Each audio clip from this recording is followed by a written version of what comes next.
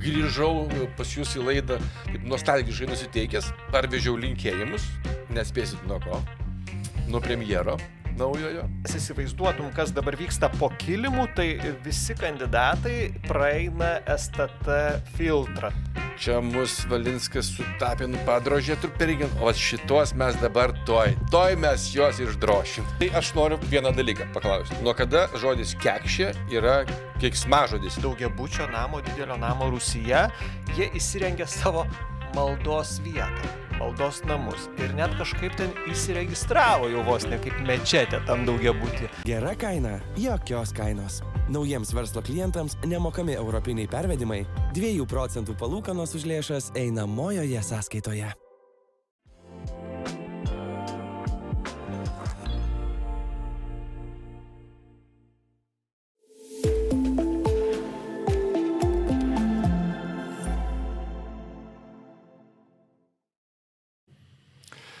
Sveiki, mėly žiūrovai, sveiki, mėly klausytojai, jūsų dėmesio šiandien vėl tikisi 15 min tinklalaidė Valinskas žino su pačiu maestro Arūnu. Ačiū, labas visiems, sveiki gyvi. Aurimu Peredniu, Žinių radijo žurnalistu, kol mūsų nebuvo, Arūnas Valinskas atšventė savo gimtadienį. Taip, tai reikšmingiausias įvykis nuo vienos tinklalaidės iki kitos ir beje, pradėkim mūsų laidą nuo malonių dalykų, nuo smulkios dovanėlės sustiprina draugystę. Tai, mėly kolegos, štai knyga, kiekvienam asmeniškai, paskui įrašysiu. Valius tai buvo kažkas tokio. Prašau, Valiutai. Ačiū labai, Arūnai. Ačiū labai, Arūnai. Aurimai. Dėkui. Net pačiam keista, kad tokia net 300 su viršum puslapių išėjo, bet ir tai jau po to, kai iškeliavo į spaustuvę, prisiminiau, dar šitą reikėjo, paskui bus antras tomas. Bus antras tomas. Mačiau knyginose, tarp kitko, užvakar buvo vienam knyginė jau išdėliota gerose pozicijose, bet tai ne pirmoji tavo knyga, kiek žinau. Apie mane ne pirmoji, mano pirmoji, nes pirmąją rašė Laisvė Radzevičienė, buvo Valinskas tas arba kitas akiplėša. Kažkas ten tokio. Taip. Ja, buvo. Tai ten buvo jos, aišku, ten didžioji dalis buvo pokalbis su manim, o čia jau šitą, taip sakant, surašyta. Nuo dūšios ir be to čia patys įdomi. Ten baigėsi 2009 metais, o pats įdomumas prasidėjo nuo 2009, tai čia yra nuo pat pradžios ir net yra, žodžiu, veikiančių personažų. Yra ir labai daug. Pats sugalvoja, kaip atėjo mintis?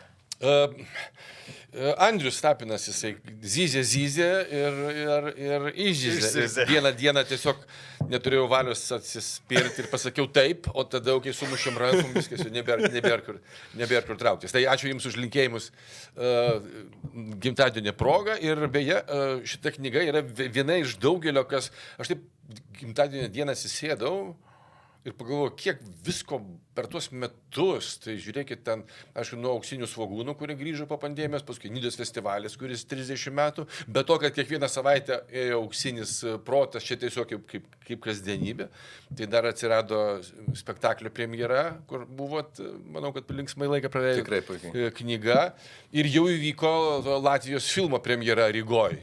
Tai taip galvoju, ar čia ne per daug. Tai kad nebūtų per daug, vakar įrašėm dar su kolegomis mano autorinę pokalbių laidą, kur bus pokalbiai tik tais tet, akis į akį su Valinsku, kur bus kalbama ne apie aktualijas, ką mes darom čia ir darysim, bet pirmoji laida bus su Marijonu Mikutavičium, antroji su Ingrida Šimonytė. Tai manau, kad bus irgi smagu. Tikrai bus įdomu. Kaip Arūnas Valinskas švenčia gimtadienius?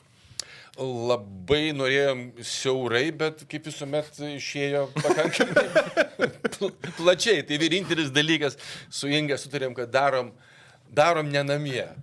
Nes kad ir kaip bebūsi, bet vis tiek namuose tu esi šeimininkas, jinai yra šeimininkė ir tas krūvis, kad ten vis tiek reikia tai nueiti to, ne. Pasėmėm tokią vietą, kur buvo pasakyta, renkamės nuo tada. Ir labai šauniai ir fainai. Atsiprašom, Arūnai, negalėjom su Aurimu ateiti, vyriausybę formavom tuo metu, tai... Beje, aktualijos. Šiandieną tokia savotiška turėjom, mėly kolegos, dežavų kelionę laiku. Yra tokia laida LRT Sentimentai ir jie filmavo būtent apie mano kuklę personą Seime. Ir ten teko pasivaikščioti, prie tų portretų pastovėti, prie Seimo pirmininko, ir valdybos, ir salėje, ir taip toliau, taip toliau, taip toliau. Tai toks savotiškas keliavimas laikė, grįžau pas jūs į laidą, taip nostalgiškai nusiteikęs, parvežiau linkėjimus, nespėsit nuo ko, nuo premjero naujojo. Ten šiandien labai daug vaikų Seime, ten kažkokia matyti atvirų durų diena ir ten jie rytoj istorinėje salėje zuja. Ir pasilabinom su premjero, tai sakau, be kiek tvirtinsit? Be 2. Tai Taip ir pats premjeras šiandien ir pasakė. Gal podcastą žiūri, ne? Nežinau. Žiūri, taip. Ir beje, kiek teko sutikti administracijos kanceliarijos darbuotojų, tai labai maloniai pasilabinom ir taip, žiūrim, klausom, tai ačiū visiems. Gera girdėt, šokim prie tos vyriausybės formavimo, šiandien vis tiek svarbi šiaip diena paskelbta vyriausybės programa, 12 iš 14 ministrų patvirtinta. Aurimai, kokie pirmieji įspūdžiai pamačius jau tą vyriausybės sudėtį ir vyriausybės programą? Oi, tai vyriausybės programą vakar tik tai vienas geras žmogus man vakare atsiuntė, bet prisipažinsiu. Neskaitėjai. Prisipažinsiu, nenorėjau kažkaip prieš miegą šito žanro užkraut galvą. Tai prieš miegą negalime labai smarkiai juoktis. Tai... Popierius atlaikys viską, žinot, yra toks posakis, tai galima matyti apie vyriausybės programą tą patį pasakyti, bet nežinau, ar verta bus skaityti, nes jau man ten ir švietimo ekspertai ten pradėjo rašinėti, kad čia per mažai ambicinga, vieniem per daug to, per mažai to. Tai man atrodo daug svarbiau ne tai, ką tu ten parašei, betgi visas menas yra įgyvendinti tai, ką tu parašei. Nes tie visi abstraktus lozungai, žinot, gerinsim santykius, ten buvo. Tobulinsim, rūpinsimės ir taip toliau. Man atrodo, Vladas Laučius čia irgi kažkur tai socialiniuose tinkluose, kad maždaug ten tokios mintis, kaip Lietuva čia taps hubu demokratizacijos ir visokių ten šalių mokymų. Naujoji Singapūro. Naujoji Singapūro, tai gal supraskim, kad tas žanras vis tiek yra toksai, kaip sakyti, reikia pliusiuką pasidėti, bet turbūt yra daug svarbesnis tas vyriausybės priemonių planas, kuris eina jau po programa ir ten truputėlį aiškiau būna, kaip ten jie įsivaizduoja konkrečiai, kokiu procentu, kokiu pamatuojamų rodiklių, tai žiauriai svarbu, nes tas lozungas jis nieko nesako. Pakeisim, ten padarysim, bet... Na gerai, aš garsinsiu vis tiek kelis lozungus, kadangi kai žmonės klauso mūsų ir nori išgirsti kelis pagrindinius punktus. Bet ne per daug, kad iki nakties praeitų. Tas jaudulys, žinai, vis tiek. Jau amžius, jau 58, jau daug, tai 5 maksimum. Bandysiu į tiek laiko sutilpti, kiek Korėjai truko karo padėtis šią naktį. Kiek ten 6 valandas? 6 valandas.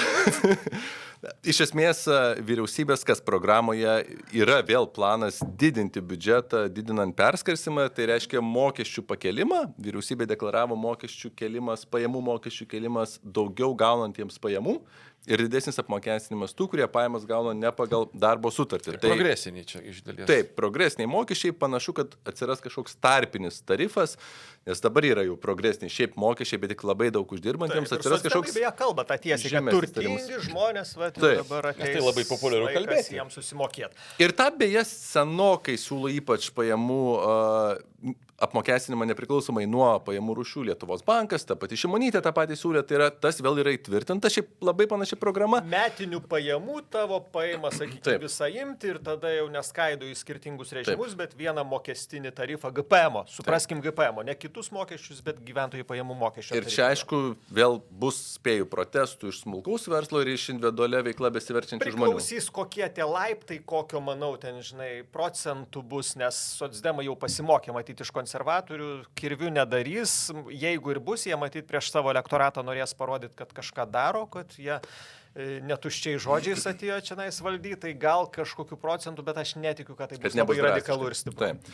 Ir kas man svarbu, yra juodon balto tikslas, kurį jau mes galėsime sekti 3,5% BVP gynybai, priminsiu, nueinant į vyriausybę paliko tik 3%. Bet čia kadencijai šitas ambicija šitą. Va, čia yra esminiai klausimai, kuriuo metu, bet tikslas kaip grindis, 3,5% kaip grindis yra užfiksuota, tai yra, sakyčiau, drąsus ir ambicingas žingsnis. Kokia frazė yra? Yra, kad ne mažiau 3,5. Tai ambicija, sakyčiau, čia yra tinkama, tiksliau, gera kryptim, nors mes visi norėtumėm ir Nes tai, daugiau. ką Šakalienė sako, aš ją kalbinau laidoje ir man atrodo, čia praskambėjo kita frazė ir plačiau, kad kitą metą, tai yra 25 metais, pusę metų, jie ieškos, iš kur padarytos 3,5 ir jau per antrą pusmetį padaryti planuoja. Greičiausiai pasiskolins. Skolinsis, aišku, čia viskas. Taip, tai kitų metų turėtų kilti. Aišku, yra, kaip minėjai, visi teisingi žodžiai ir gerai, kad teisingi apie paramą Ukrainai ir panašiai, bet ką sakė Aurimas Arūnai, kaip tu manai, ar gali šita vyriausybė būti efektyvesnė negu nueinanti ir nuo ko tai priklausys? Kiekviena vyriausybė bent jau turėtų siekti ir greičiausiai, jeigu viskas vystosi, jinai turėtų dirbti efektyviau. Na, nebent kažkas nutinka tokio visai netikėto, kaip pandemija, kaip staiga tas plataus, reiškia, masto invazija, nors karas prasidėjo 14, bet tokio mastelio mes neįsivaizdavom. Tai čia yra tas force majoras geopolitinė prasme. Be jokios abejonės, niekas neapdraustas nuo dar kažkokios vėl, nedaug dievė, kažkokios vėl bankų griūties ten, kai prasidėjo, tai tada jau ten griuvo viskas ir atėjo, aišku, iki Lietuvos. Bet jeigu bus tokios dvi kadencijos, jeigu bus tokia kadencija kaip prieš tai buvusios dvi, nes buvo 12-16, ne, paskui 16-20 ir 20 jau čia prasidėjo tas labai daug konservatoriams krizių. Tai bet prieš tai dviejos buvusios, viskas kilo, tai kiekviena, nežiūrint kokybinės sudėties, nes paskui jau 16-20 jau dirbo valstiečiai, tai, kaip sakant, nežiūrint kokybinės sudėties, vis tiek gyvenimas gerėjo. Nors rėkiančių, kad taip nėra, visuomet daugėjo. Ir dabar, aišku. Tai Imant bendrais bruožais, be jokios abejonės taip, Aurimas visiškai teisus sakydamas, kad tie skambus žodžiai, tai jie nieko nereiškia, reiškia 3,5%, faktas, aišku. Per kiek laiko tai padarys, nėra terminas reikalingas. Jeigu ministrė būsimoji sako, kad kitais metais mes jau turėsim iš skirtingų šaltinių, dalis iš mokesčių, kita pasiskolinta, tai labai gerai, ambicingas, jau pirmųjų metų planas, bet sutikime, ar jūs įsivaizduojate, kad bet kurios kitos partijos ministras užimdama šią poziciją šitoj geopolitinėje situacijoje galėtų pasakyti kažką tokio kitaip iš esmės? Tikrai ne. Tai mes kažkaip, žinot, labai jau taip vilčių tokių visuomeniai sukuriama, ateina vyriausybė, keičiasi ir jau jie čia kažką pertvarkys, reformas padarys, eilę sumažins, švietimą atpigins ir daugybę ir kariuomeniai pinigų ras. Tai man atrodo truputį tokio įsivaizdavimo adekvatesnio, pirmas dalykas, vyriausybė yra išvestinis dalykas iš Seimo daugumos. Kiek ministrai bus meistriški įtikinėjant savo kolegas Seime, pirmiausia, apginant savo darbotvarkės, ar būtų gynybos, ar renkant tą, žinot, platų konsensusą, tuo 71 kaip minimum balsą, tai vienas dalykas. Antras dalykas tai yra, vis tiek mes esame ES nariai. Visos reformos mūsų pagrindinės yra derinamos ar skolinimosi tos apimtis, jūs sakot, pasiskolinsim. Bet tas Maastrichto kriterijus, kad negali didėti, žinot, palūkanų apmokėjimo tie lygiai. Ten yra ne taip viskas paprasta. Rėmai yra gana... Yra tam tikri rėmai. Ir ten, stiprus. sakykime, dabar Lietuvai pasakyti, mes čia dabar darysim tokią reformą. Vis dėlto vis tiek mes nesam tokie, žinot, absoliučiai laisvi. Mes negalim iššokti iš konteksto. Seimo pirmininkų buvęs Arūnas ir kai mes čia kažkada juokavom, ar turi laisvę pasakyti, žinai, ką galvoju, tą jau rėšiu. Ten tiek tau visokių ribų yra, protokolas, tarptautinės sutartys, ES ir paminėta ir tos laisvės ten bajeriukui netiek daug ten lapė lieka. Ar ne bajeriukui? Taip, iš tiesų. Beje, gavau kvietimą, galiu pasigirti, tęsė Saulius Skvernelis buvusių pirmininkų tradiciją ir kaip tik gruodžio 11 yra kvietimas atvykti į buvusiųjų Seimo pirmininkų susitikimą pas jį kabinete, tai maloniai nuvyksiu. Ir beje, dar grįžtant prie vyriausybės formavimo, tai Paluckas, jisai taip, mes pasilabinom, viskas ten, gyvybingas, jaunas žmogus, viskas su juos tvarkoj. Ir jis taip sako, aš taip garantuoju, kad per savaitę mes tuos 2 užkaišysim. Tai jie taip nusprendė. 2 ministrus, kurių, kas nežino konteksto, 2 ministrai. Tai nėra teisingumo ir aplinkos ministrų. Ir šitoj vietoje, aš manau, kad ta 4 frakcija, kaip mes pavadinom, būtent prezidentūros su seniūnu Jansonu, čia jie stiprina savo galės, nes realiai dabar tuos užsienio reikalai viskas sutvarkyta, jau eina Budrys, ne? Taip. O šitoj vietoje prezidentūra šitą susitvarkė reikalą, dabar gali demonstruoti toliau raumenis ir patvirtinti tik tuos žmonės, kurie bus lojalūs būtent ne Žemaitaičio partijai, o tai pačiai prezidentūrai. Nes tik taip galima valdyti pagrindinius žmonės toj struktūroje, tai yra viceministrai ir departamentų vadovai, kurie jau eina žemesniam lygiai, bet jie yra vykdomoji valdžia. Čia turbūt keli dalykai. Vienas tai tas galbūt ir norima kažkokį lojalesnį savo pozicijas pasigerinti. Kita vertus vis tiek matyt, kad ir Nausėda galvoja apie tai, kad parodyt, kas čia padėties šeimininkas šitoj karalystėje. Ir visą laiką to žinot, ir aš pamenu prie Grybauskaitės tos vadinamos juokaujant ritualinės aukos, parodyti, kad žinai, kas čia karalius. Kas karalius. Vis dėlto ir kieno žodis paskutinis, tai čia yra tas turbūt ir reitingo žaidimas prieš visuomenę, kad žinot, aš neleisiu būti šokdinamas, vis tiek, žinai, čia aš būsiu tas genties vadas, tai yra to ritualo politikoje, man taip atrodo. Ne tik ritualas, pažiūrėkime, mano kolega, bičiulis ir laidos vedėjas, diplomatas, buvęs Darius Jurgelevičius, dabar dirba jisai konsultantu, mes kaip tik gimtadienį sėdėjom, šnekėjom ir buvo visiškai pasimetęs ir aš irgi apšalęs, koks velnės Bartkų nešė į tą galerą. Jis dar nebuvo atsisakęs, nes mes mano kursiokas, mes vienam kursė mokės su Gintautu Bartku. O koks velnės, kokia versija? Aš nežinau, matyt, buvęs jį pasiūlė, jisai, gal ir kodėl nėjus. Ir po to, kai kilo... Bet jis buvęs ministras. Jis jau buvęs ministras, gal nepilną kadenciją, bet jis dirbęs. Tai, nes net jo kortelė yra parašyta, kad buvęs former ministras justicijos.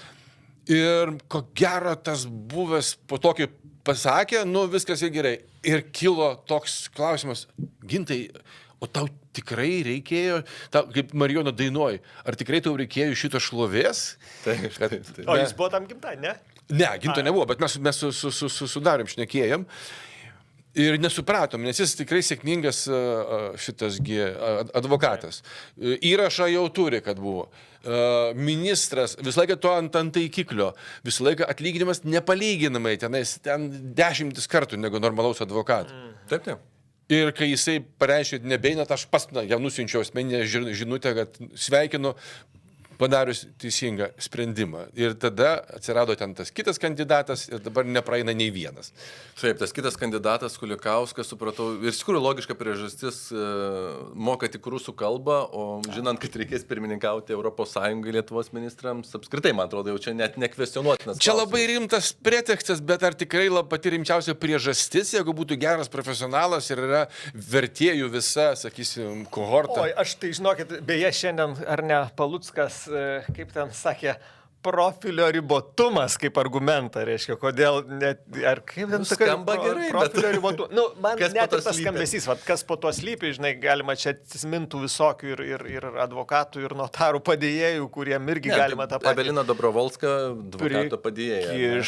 Bet, tas, žinot, visą laiką, žinot, ten eina profesorius koks nors, ir taip jau tokia dėmė, profilio ribotumas, tu iš karto jam užmeti, žinai, lyg ir ribotas žmogus. O kokia tikroji priežastis? Tikroji priežastis, man atrodo, tos pačios galios varžybos parodyti, pastatyti vietą Nemuno aušrą labiau, kad jie čia neįsisiautėtų. Galbūt, ką Arūnas sako, aš to nežinau, bet tikrai manau, kad Lietuvos politikoje tai yra ne paskutiniai vietoj sava kažkur taip sužaist žaidimą, ar ministrą, ar viceministrą, ar apstatyti komandą. Ten, žinot, subtilesnių dažnai žaidimų yra, negu taip tiesmukai, sakykime, kažkokį savą žmogų.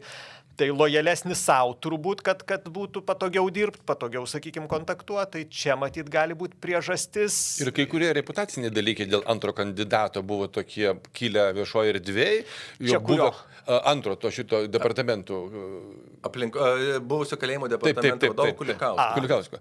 Tai buvo išteisinti ūkininkų bendruomenės tokių, ne visai šviesių prisiminimų ir tie dalykai reputaciniai, jie galbūt ir tapo kazus belli. Matot, dar vienas momentas vyksta, kad mes įsivaizduotum, kas dabar vyksta po kilimu, tai visi kandidatai praeina STT filtrą, sakykime, tie. Tai privaloma. Taip. Korupcijos prevencijos įstatymų patikrinama visa jų biografija, ar ten yra kažkokių dėmių reputacinių. Šito, aišku, niekas viešai ten daug nepasakoja, nes tai yra subtilios procedūros, bet matyt, kad šalies vadovams, sakykime, ar tam pačiam premjerui yra privalo institucijos pateikti informaciją, kurios mato rizikas galimas kandidatų ir aš tikrai nežinau. Bet spėju, kad gali būti viena iš Bartkaus prielaidų, sakykime, tokios staigaus atsitraukimo, galėjo būti tam tikri signalai, nes ten paskui spaudoj buvo su registrų centru tam tikros istorijos. Bartkus pretendavo registrų centro vadovus ir buvo vėl mistinės pažymus, ar ne, kažkurio metu taip, Aurimai? Aš nežinau, ar šita vieta suveikė, bet man tas, kad vyksta tos patikros kandidatų specialiųjų tarnybų ir kartais, žinot, gal mirktelna, kad tu ramiai išeik, nes vis tiek tavęs geriau taip reputacijų nepaskirtas, o, sakykime, atsitraukęs pats. Tai toks minkštesnis, gal minkštesnė aplinkybė. Jis suprato, kaip sakant, kad žaidimas nekainuoja kortų. Nekainuoja žvakių, yra pasakymas toks, į granį stoja svečiai. Bet čia gingdė, aš sakau, čia tik spėjimas, ta logika, kaip net, žinot, iš tokių vietų žmonės taip neišeina dažniausiai patys labai. Aš manau, kad didžiausias pats dalykas tai ir to, kas galėjo būti iš po kilimo ištraukta, ir tai, kad kokiam kontekste tu atsidursi, kokios partijos ministrų paskirtas. Tai šitoje vietoje... Savaitę laiko šitą galėjo apmastyti. Galėjo, bet matyt pasvėrė ne viską ir priėmė sprendimą, kad eisiu. Nebeisiu. Nes su Cesiuliu Nerijum, tai kiek jis man pasako, tai buvo padaryta tiesiog nekorektiškai, jis nebuvo davęs galutinio atsakymo, kad eis. Taip. Ir buvo prie stalo, sakykime, prezidiumo pokalbis, ar tu eitum. Cesiulis sako, leiskit pagalvoti, jis grįžo ten, žinot, su žmona, su vaikais pašnekėti, jo pavardė visur linksniuoja. Kaip su žmona nesuderinus gali ministrų.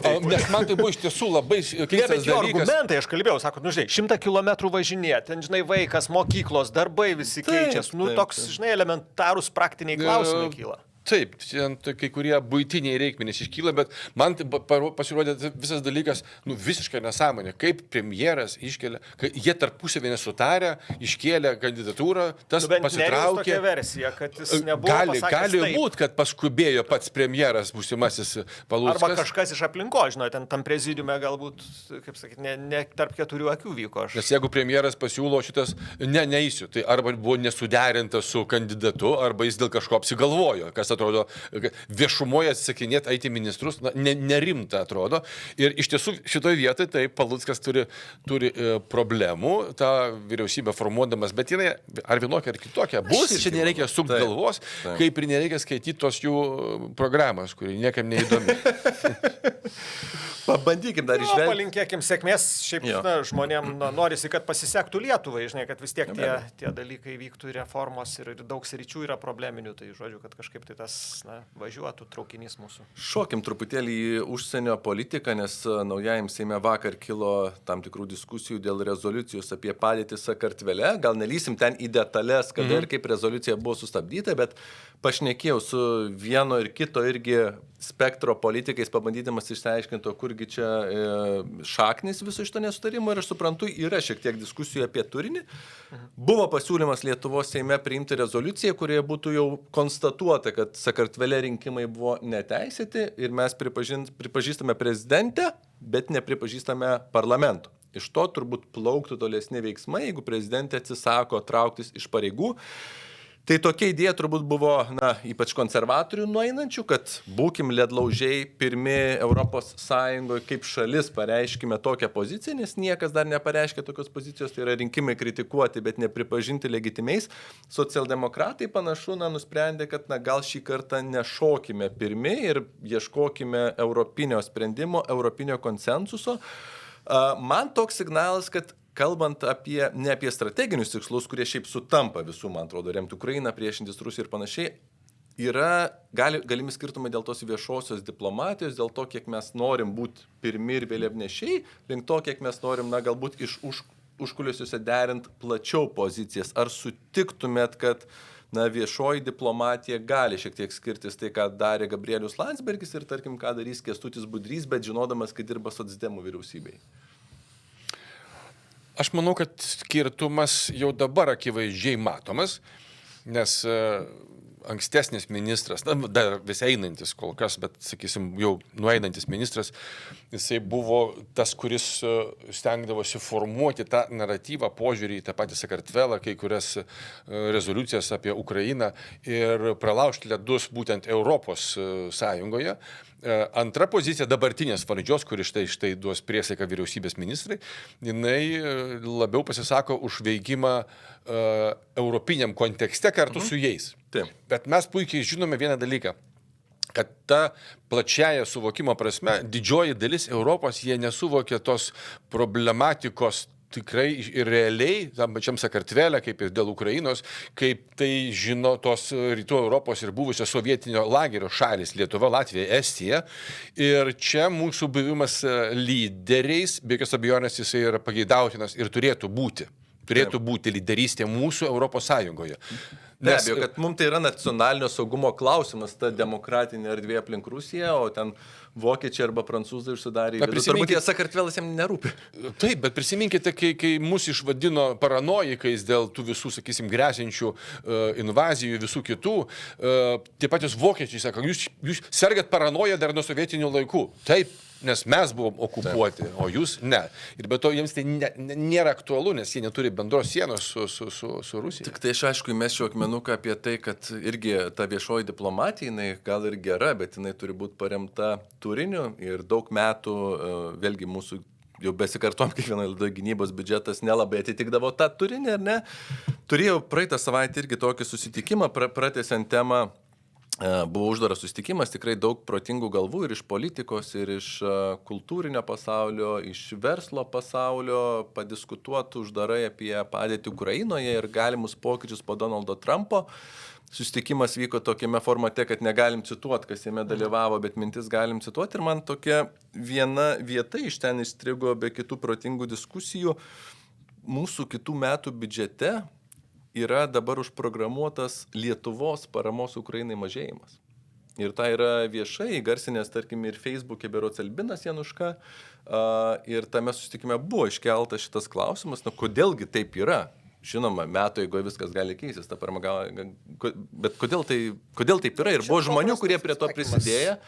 Reakcija tuo metu buvo spengianti tyla ir man jinai buvo labai iškalbinga to susitikimo metu, bet Aurimas žino atsakymą. Prašom.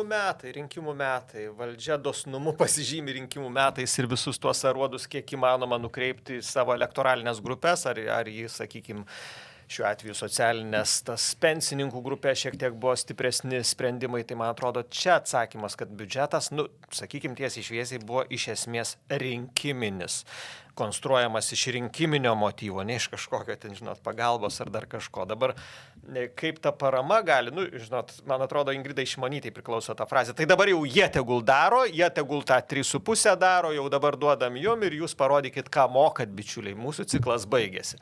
Dabar... Kas yra, beje, tiesa. Taip. Ir aš kartais, čia pliekė ir premjerį, ir kitus už tą kultinę frazę, kad po 4 metų išsirinksit ką norėsit.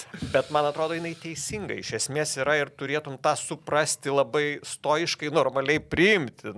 Turim atkentėti, kiek patinka, nepatinka, simpatikų, antipatikų, tą, ką išrinkom. Bet aš grįžčiau dar prie Sakartvelo ir Vaidai, tavo klausimas buvo, kaip ta Lietuvos užsienio politika toliau naviguos. Tai man vakar, kai aš skaičiau tą tekstą 15 min apie tas batalijas dėl rezoliucijos, tai aišku, mes nesuprantam, kokią įtaką užsienio politikai daro vidaus politika. Noras viduj parodyti, kad mes ne konservatoriai, ten Širinskienė niekad nekels rankos, jeigu Pavilionis pristatys įstatymą ar atvirkščiai. Yra to tokio konkurencinio, tokio keisto kartais elemento, nepaisant to, kad visi tribūnas, kad čia mes nuosekliai viską remiam, bet jiems sunku parodyti vaizdelį. Bet aš manau, kad gilumoje, aš tikiu, kad jie, kai užsidaro, taip kaip kaip mes tokiam Rusijai ir pasikalba, reiškia. Net saulės nematom. Tai jie supranta, kad vis dėlto vienas yra žaidimas liaudžiai, parodant, kad mes ne konservatoriai, bet finale turbūt ir tą antivyriausybinę dabar šios vyriausybės Sakartvelo rezoliuciją matyt kritikuojančią priims ir dėl rinkimų, žinot, man tik viena aplinkybė, kada rinkimai buvo parlamento Sakartvele? Rugsėjo? Kada? Koks dabar mėnuo? Tai kur mes buvom 2 mėnesius su savo pastabom apie neteisėtus rinkimus, Europos parlamentas net mūsų aplenkė. Ir tik tada, kai situacija visuomenės prasme užkaito, gavo dėmesio daugiau, tada mes iššokam į traukinį ir sakom, rinkimai buvo nelegitimus. Bet po tų rinkimų dar nebuvo aišku, kad viskas judės tokia bloga linkme ir kai judėjo tą kryptim, tada visi, reikia traukti rankinį. Tai taip ir pasidarė, kad dabar reikia tas rezoliucijas priiminėti, reikia skelbti, žiūrėti, nes Kaip judu manot, ar įmanoma dabar Sakartvele revoliucija, ar bus labiau panašu į tai, kas buvo Baltarusijoje? Man pasakoja vietiniai, žinot, irgi kalbuosi ten ir ir vakar Reginą kalbinau, tokią lietuvę ten gyvenančią ir ačiū ir kitiems, kurie ten man padeda suvokti tą situaciją. Sako, labai įdomi ta situacija, nes ryte einu į darbą, Tbilisis išvalytas, vėl viskas švaru, viskas gerai. Vakare renkasi tą petardų vadinamą revoliuciją ir tada jau ten tie susidūrimai su policija gana brutalūs. Iš tikrųjų, tai, ką jūs sakote, iš tikrųjų yra didžiulė problema. Šalis tampa autoritarinė, šalis tampa Baltarusija ir tas Bidzina Ivanišvilis, kuris jokių pareigų neina, bet toks visi supranta, kad jisai ir prezidentas, ir premjeras vienu metu ir viskas jisai tenais. Tai visus valdo kaip ant virvučių. Tai čia yra tikrai problema, kad šalis tampa autoritarinė ir, aišku, žaidžiama ta korta, kad tik čia nebūtų Ukrainos, tą vyresnę dalį visuomenės. Matot, patys gruzinai, Kartvelai, jie mato tą Rusiją per kelią, žinai, stovigi ta kariuomenė, okupuotos teritorijos šalia ir ta žaisti kortą, ten labai, taip, žinai, paprastas. Tas karas dar parakas kvepia, čia 15 metų praėjo, tai sako, kad tas vyresnės visuomenės baimės tokios, kad čia, žinai, mes, kad tik ne Ukraina, kad tik čia karo nebūtų, jos gana lengvai sužaidžia jom ir tada jau tas naratyvas, tokia savisauga sukyla visuomenė, atsargumas ir gal šiti jie kažkaip išvairuos, išbalansuos, kad čia nebus karo. Bet trendai yra sudėtingi. Ten man turbūt niekas iš tų, kuriuos kalbinau, nepasakė, kuo tai baigsis. Net ir išmanantis, ten sėdintis, jie nežino. Tas protestas, jie gali pasakyti, ko siekia protestuotojai, bet ar tai virs, žinai, Vaidai, tu klausi, revoliucija, kuri perlauž situaciją, numes vyriausybė dėrėsi su jais, kol kas nesidera niekas. Revoliucija galėtų vykti, jeigu kariuomenė arba bent vidaus saugumas pereitų į protestuotojų pusę, bent šią akimirkai tokių ženklų nėra. Gaisrininkai ten lygtai juda. Deklaravo, kad pajudės, bet gaisrininkai ne jėgos struktūra. Taip, čia kol kas, matyt, režimas laiko tą, sakykime, visą jėgos liniją ir kiek laikys, mato, tik tai su Kartvelais yra tokia problema, kaip man vienas sakė šeštadienį susitikę. Sako, žinai, čia ne Baltarusijai, kad lipa su kojinėm ant soliukų protestuoti ir taip tyliai šaukia, o čia, sako, yra tas charakteris, į kurį papurškus dujų dar 3 ateis įginti kitą dieną. Tai čia, taip, žinai, visai kitaip gali tas charakteris. Tautinis charakteris visai kitoks, bet to ten yra tie karštieji pietiečiai. Taip. Minėjai apie autoritarizmą, užsiminiau pradžioje Pietų Korėjų, 6 valandas pabuvo autoritarizmas praeitą naktį, šiaip komiška turbūt situacija. Prezidentas, kuris visiškai nepopuliarus visuomeniai ir kuriam grėsė apkalta, paskelbė karo padėtį, bet po 6 valandų buvo priverstas jau laimėjom, ją atšaukti. Jau laimėjom. Ir panašu, kad jam grėsia dabar teisiamųjų suolas, aš taip spėčiau pagal visas tas tendencijas. Bet tai čia vienas elementas, turbūt toks gana komiškas, bet pasaulis neramus. Sirijoje sukilėliai užėmė Alepo miestą, matome, pasaulis kaista, tų karštųjų taškų atsiranda daugiau. Ar tai yra toks bandymas pasinaudoti momentų galios vakumu, kol Bidenas neįgalus, o Donaldas Trumpas dar neatėjęs ir visi bando užsiimti pozicijas kažkokias? Nesakyčiau. Aš manau, kad pasinaudojo sukilėliai Sirijoje Rusijos silpnumu ir to paties Bašaro al-Asado. Taip, čia labai logiška. Buvo klausimas, kada tai prasidės.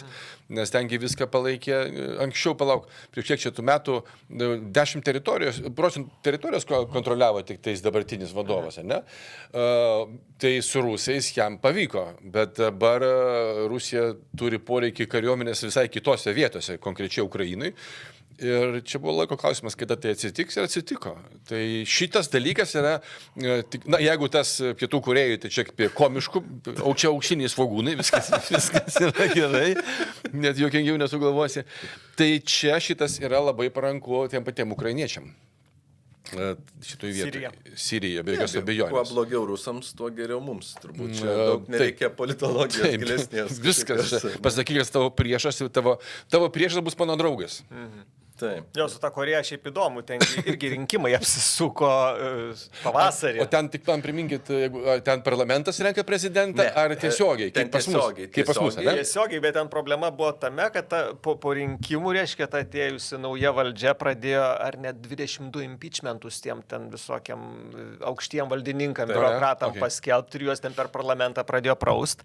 Ir matyt, aš nežinau, ar ten prezidentų užnugarės. Aš supratau tą situaciją per vidaus politikos košę. Būtent ten, sakykime, tas polarizacija užkaito ir prezidentas nugalvoja, mostelsiu dabar taip, kad jums... Žinokit, vakar redakcijoje po pietų sėdžiu ir turiu tą užsienio naujienų agentūros rautą ir pirmi sakiniai Associated Press ir Agence France Press. Ten Pietų Korėjos prezidentas skelbė nepaprastąją karo padėtį dėl Šiaurės Korėjos komunistų. Du sakiniai.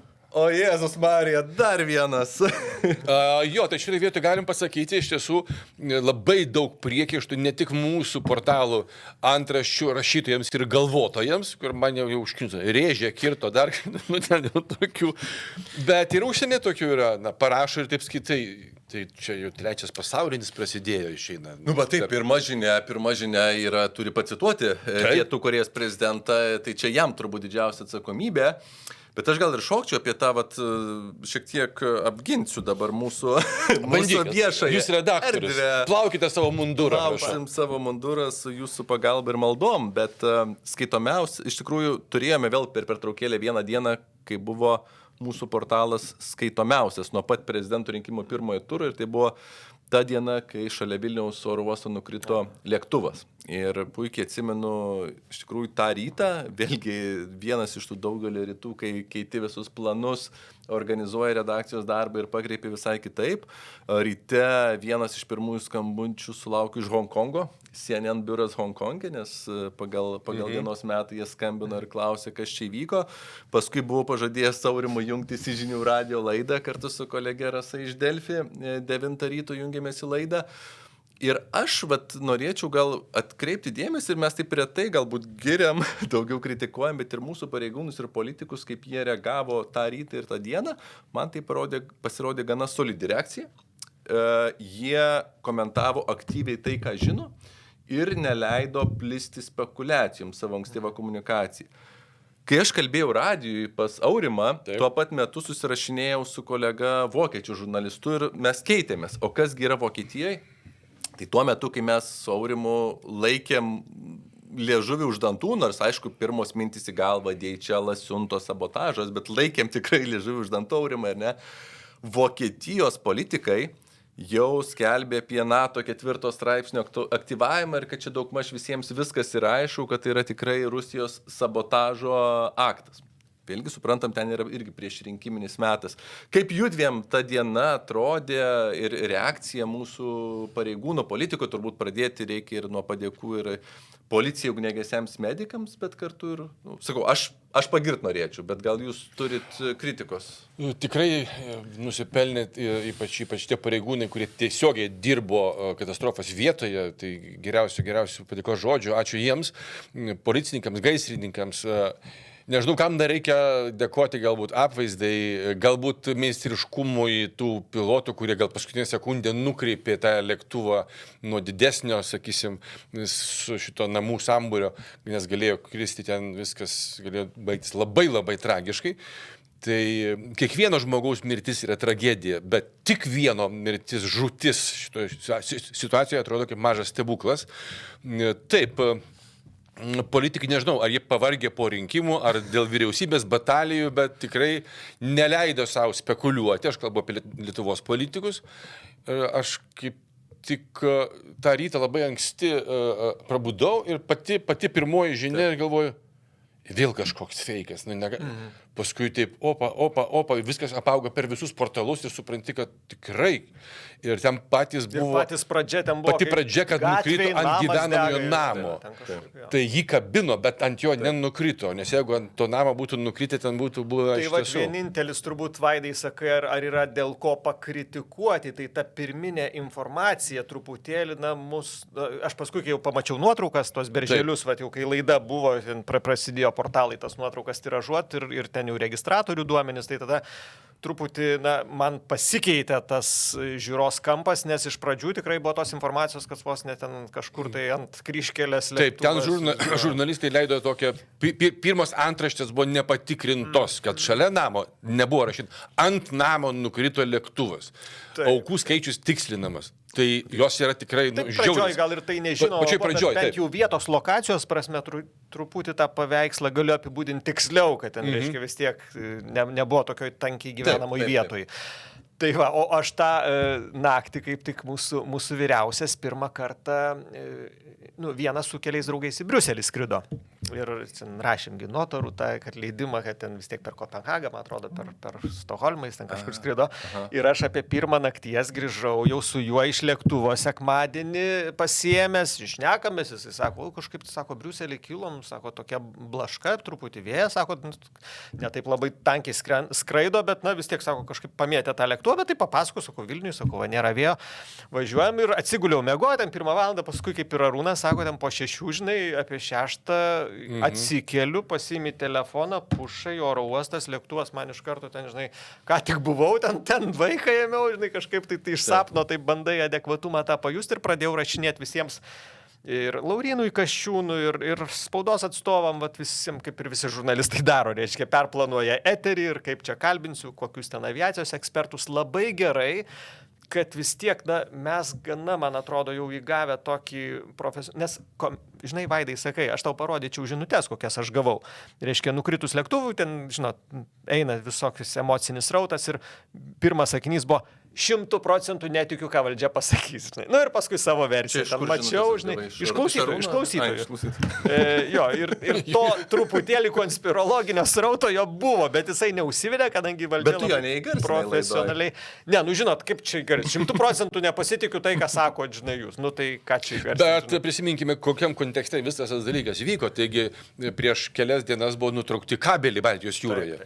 Tai aiškiai dabar paaiškėjo, kad aiškiai diversija. Bet daug svarbiau, kad mėnesio pradžioj buvo paskelbta apie tai, kad rusai organizuoja sabotažo aktus būtent DHL lėktuvose. Savidegiai. Tai žiūrėkit, tai pirma mintis, aš tikrai pasaurimą laidoj nesakiau, kokios man pirmos mintis, mes galim prisipažinti, reklamos eterio metu tarpusavį pasikalbėjom, kaip mums atrodo, bet neleidom savo, čia labai logiška ta versija, kaip sakyt, nieko blogo, jeigu net ir eterį, nes prieš savaitę aš pats dariau laidą apie tai, kad rusų diversijos kabeliai, siuntos, ten visa ta informacija kažkaip. Pats kontekstas kaip ir sąlygojo, kad tas tęstinumas. Už tai vokiečiai būtent ir pasakė, čia reikia 4 straipsnio. Bet žinot, kas man padėjo susigaudyti, aš dabar galvoju, nes iš tikrųjų, Vaidai, ir su tavim kalbėjom, ieškojom tų atsakymų ir su kitais, bet aš kažkaip staigiai užsikabinau, už profesionalų.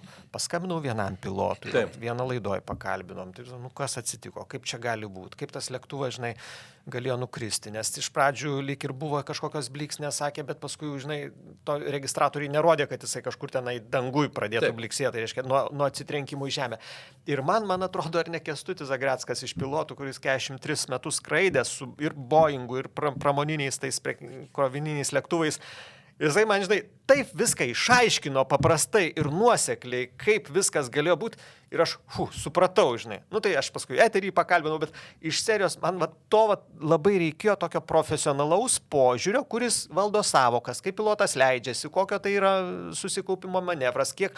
Ir paskui, kai lindo ta profesinė informacija, kad, žinot, 8 mylios iki oro uosto lėktuvas buvo per žemai, per greitai, kaip jie sako, tie pilotai palindo po glisadą, jis nebuvo to stupimo, paskui, žinai, bandė pilotas sugrąžinti. Tai man jau tas vaizdas toks profesionalų pateikiamas, mane į tokią ramybę ramybę jisai nuteikia. Aš supratau, nes man atrodo, nerimas dingsta, kai mes suprantam visą logiką, kas galėjo atsitikti. Ne šiaip keliam versijas. Vat, Žinoma, nuogas, nežinomybė bet gimdo ir nerimą. profas paaiškina. Bet ir pasiekmės, suprantat, jeigu būtų, nedaug dieve, būtų žuvę visi 4 skridę, tai čia to sabotažo būtų versija Arba iškelta. neduok dieve keleivinis Arūnai, tai čia būtų tokio lygio informacija. Taip, bet man irgi palengvėjo, kai paaiškėjo, kad 3 yra likę gyvi, vienas, kiek suprantu, ir dabar sunkioji būklė. Vienas jis yra sunkioji būklė. Tai aš suprantu, antras pilotas, ne? Taip, kurio apklausti irgi iki šiol net neįmanoma ir gali būti, kad jį išskraidins artimiausių metų į Ispaniją ir nepavyks apklausti Lietuvoje. Taip, bet lietuvis ir vokietis apklausti. Taip, ir jie pasakė, kad nebuvo jokio ten dūmų, jokių ten sprogimų, jokių dalykų.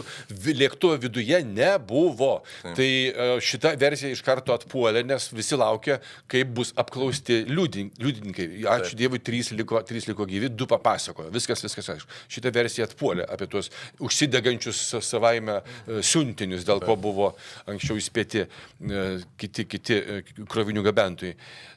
Bet tas kontekstas, be to vykstantis karo veiksmai Ukrainoje, tas pats akcentavimas ir tas sabotažo galimybės, tikimybės, tie patys kabeliai nutraukti, tai tam kontekste aš būčiau nenustebęs, jeigu būtų atsiradusi ta versija Lietuvoje.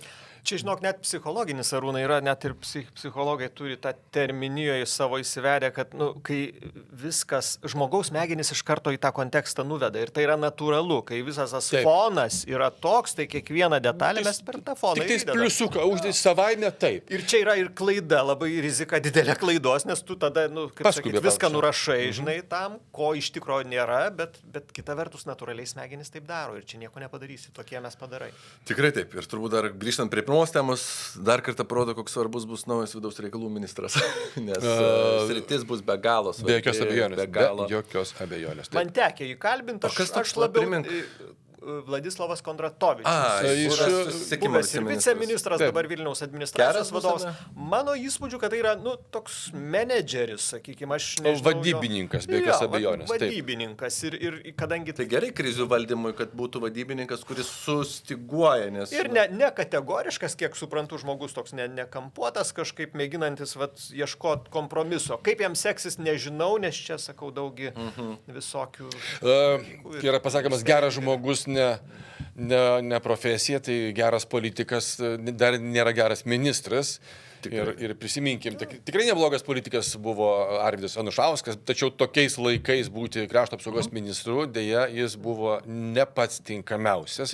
Ką įrodė per nepilnus metus padirbėjęs Laurynas Kasčiūnas. Super, pritariu Arūnai. Mes pamatysim žmogaus galimybės, po pusmečio metų matysim sprendimus, matysim, kaip laikosi viešumoje, kaip ten, slapstosi, nesislapsto ir tada tu gali kažkaip vertinti jo gebėjimą vienoje ir kitoje situacijoje. Ir žinai, ką norisi palinkėti, kad būtų kuo mažiau tų ekstremalių situacijų, kai mes galėtume pamatyti jo gebėjimus. Būtų idealu, kad tokių nebūtų per visą kadenciją. Bet krizės labiausiai išryškina. Bet aš kažkaip būčiau ramesnis, jeigu tų krizių nebūtų. Tas kompetencijos tegul pabūna snaudžiančios, žinai kaip yra, snaudžiantis vulkanai, ugnikalniai. Gal gerai, kad neprasiverštų. Na, o jeigu nutiks, tai tada, daug dieve, visai koalicijai, daug dieve, reikės laikytis. Ten nebus atsakingas vienas ministras arba dar kažkas, bus visa vyriausybė tiesiog pastatyta ant atsakomybės, sakysim, ašmenų. Ir tai reikės daryti. Kalbant apie krizių valdymą, man visai simpatiškai atrodo, kaip veikia krizių valdymo centras. Gana operatyviai reaguoja, tai čia toks irgi privalumas, bet gerai, kalbėjom apie žiniasklaidą, dar šokim šiek tiek į situaciją LRT, kaip tik gretimoj studijoje, arba neseniai buvo LRT generalinio direktoriaus pavaduotojas, pasilabinom su juo, su Arūnu. Įdomi man žinia iš LRT tokia, kad LRT šį rudenį priėmė sprendimą neleisti aktualijų žurnalistams skelbti nuomonių, komentarų skiltyje. Tai yra, iki šiol buvome įpratę, kad per LRT girdime, tarkim, Indrės Makaraitytės, Ritos Miliūtės, Liepos Želnienės, Mariaus Jokubaičio, Jurgos Tvaskienės komentarus. Jų nebelieka, jų nebėra jau šiuo metu. LRT sako, kad tą sprendimą priėmė siekdami sustiprinti nešališkumą, kad aktualių žurnalistai nebūtų tapatinami su savo nuomonė. Aišku, yra kritikų, kurie, sako, kad taip visgi varžoma saviraiškos laisvė, kai kurie tie patys galbūt komentatoriai yra nepatenkinti, kad iš jų atimama galimybė komentuoti, kad galbūt seklinama ta viešoji erdvė diskusijų, kad liksim tik mes 3 komentatoriai ant Lietuvos žemelės. Jų dviejų nuomonė, Arūnai. Išlieka geriausia. Kaip komentatorius, apie komentatorius pakomentuotum. Čia kaip Ostapas Benderis, Kysas klasė. Aš jūsų kaip dailininkų klausiu, Kysą, jūs piešt mokat. Tai čia irgi, čia yra dviejopas dalykas ir čia kaip bežiūrėsi, matyt, visiško konsensuso nesurasi, bet aš ne kiek pritariu tokiam požiūriui, kiek pateisinu, nes jie iš tiesų yra visuomeninis transliuotojas. Ir jie negali pasakyti nieko, tarkim, jeigu savo pozicijas išsako pas juos dirbantis laidų vedėjai, kurie nėra jų žinių tarnybos etatiniai darbuotojai. Tokie kaip tu. Taip, Arūnas Valinskas, Andrius Tapinas ir taip toliau. Jiems galbūt nepatinka, gal kažkam tarybai nepatinka mano nuomonė pasakyti apie tą patį prezidentą, nes ten yra ir prezidento deleguoti žmonės LRT taryboje. Bet šitoje vietoje jie negali nieko man uždraudinėti. Bet kai tu esi etatinis darbuotojas, tai šitoje vietoje tu negali nuo 8 ryto iki 5 vakaro būti LRT komentatorius ir informacijos rinkėjas ir darbuotojas etatinis. O paskui tu atsiriboji, o čia jau mano asmeninė nuomonė, aš ją rašau kaip Facebook'e. Tai šitoj vietoj, man atrodo, kad LRT turi teisę pareikalauti iš savo etatinių darbuotojų, kad jie nereikštų, nes taip ar taip žmonės tapatinasi, lygiai taip pat kaip yra tam tikrų reikalavimų žmonėms, kurie dirba jų informacinėse laidose.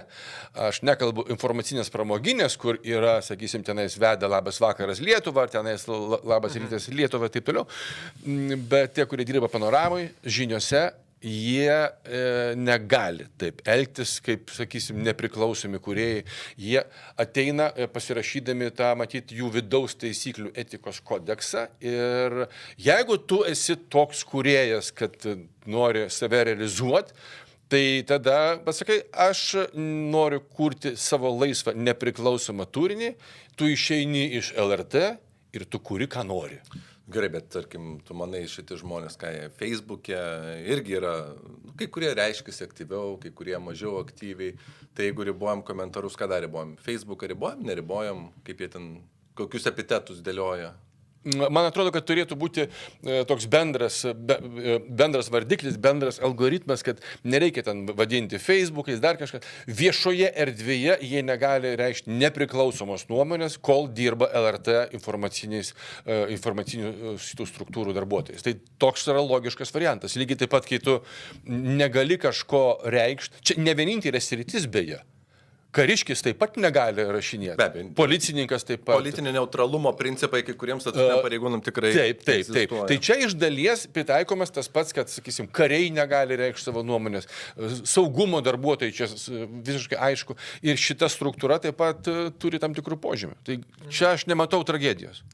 Jo, tas iš tikrųjų, Vaidai, geras klausimas ir žiauriai sudėtingas, ta konstitucinė nuomonės laisvė saviraiškos ir kita vertus tavo darbo specifika. Tu esi aktualijų laidų vedėjas, tas pats ir pas mane. Beje, radijas turim tokį irgi etinį susitarimą, kad irgi į Facebook'e ten apie politikus rašyti. Aktualijų žurnalistai neturėtų sakyti. O laikint šiandien. Ir aš beveik nesinaudoju Facebook, labai retai ten ką nors palaikinu, bet iš esmės aš suprantu prasmę ir logiką to. Nes kai užsidega, čia tos raudonos lemputės nėra, bet eterį dar kai užsidegdavo tos raudonos lemputės, tai tu turi taip dirbti, kad kadangi tu dirbi su labai plačia auditorija, kalbini Žemaitaitį, Landsbergį, Palucką ir Gentvilą visus ir turi, tas visiems lygiai teisingas kaip teisėjas futbole tam tikrą prasme būt, kad tu žaidimą palaikai garbingą, sąžiningą, bet per daug nekišdamas trigrašio, kągi tu galvoji, nes ne tavo nuomonė svarbi. svarbi tavo svečių nuomonė. Tai man kartais beje ir podcast'e mūsų, kai Vaidas, žinai, ką tu galvoji ten apie Palucką, apie tą, tai taip lyg ir saugikliai tokie bando įsijungti, galvoju, man norisi paaiškinti tą logiką, kaip veikia. Ar čia dabar žurnalistas? Iš tikrųjų, kas aš toks? Neprisivyrysiu, sakykime, tam tikrą prasme problemų dėl to, kad tas neutralumas nėra tik tušti žodžiai. Tai turėtų galioti aktualių žurnalistui, nes tai yra BBC standartas, irgi neleidžia. Nei ten socialiniuose tinkluose aiškintis, nei dar kažkaip, man atrodo, BBC turi tą standartą. Bet, žinai, Vaidai, kur yra problema? Tu pasakei, nuo rugsėjo čia tas prasidėjo. Aišku, rinkimų ciklas buvo ir aš ir su Liepa, ir su kitaisgi kalbėjau. Tai iš tikrųjų, ir kažkada, man atrodo, Liepą kviečiau į laidą, sakau, Liepa teik, sako, matai, aš debatų laidas vedu, sako, nekorektiška būtų, žinai, man laidoje dalyvauti apie politikus kalbėti, vedant debatų. Ir aš visiškai suprantu, sutinku ir pritariu ir palaikau tokią poziciją. Bet kokia ten daina buvo, Kernagio, jaučiu negerą kvapą, man atrodo. Žemutinių pilių šventė, kad buvau už tų mes Jušką. Jaučiu negerą kvapą, tai aš labai noriu klysti. Bet tai, kad mes truputį apie tą kalbėjom peliuką, kurį katė nori nunešti, parodyti tiems, kurie galbūt laukia to peliuko.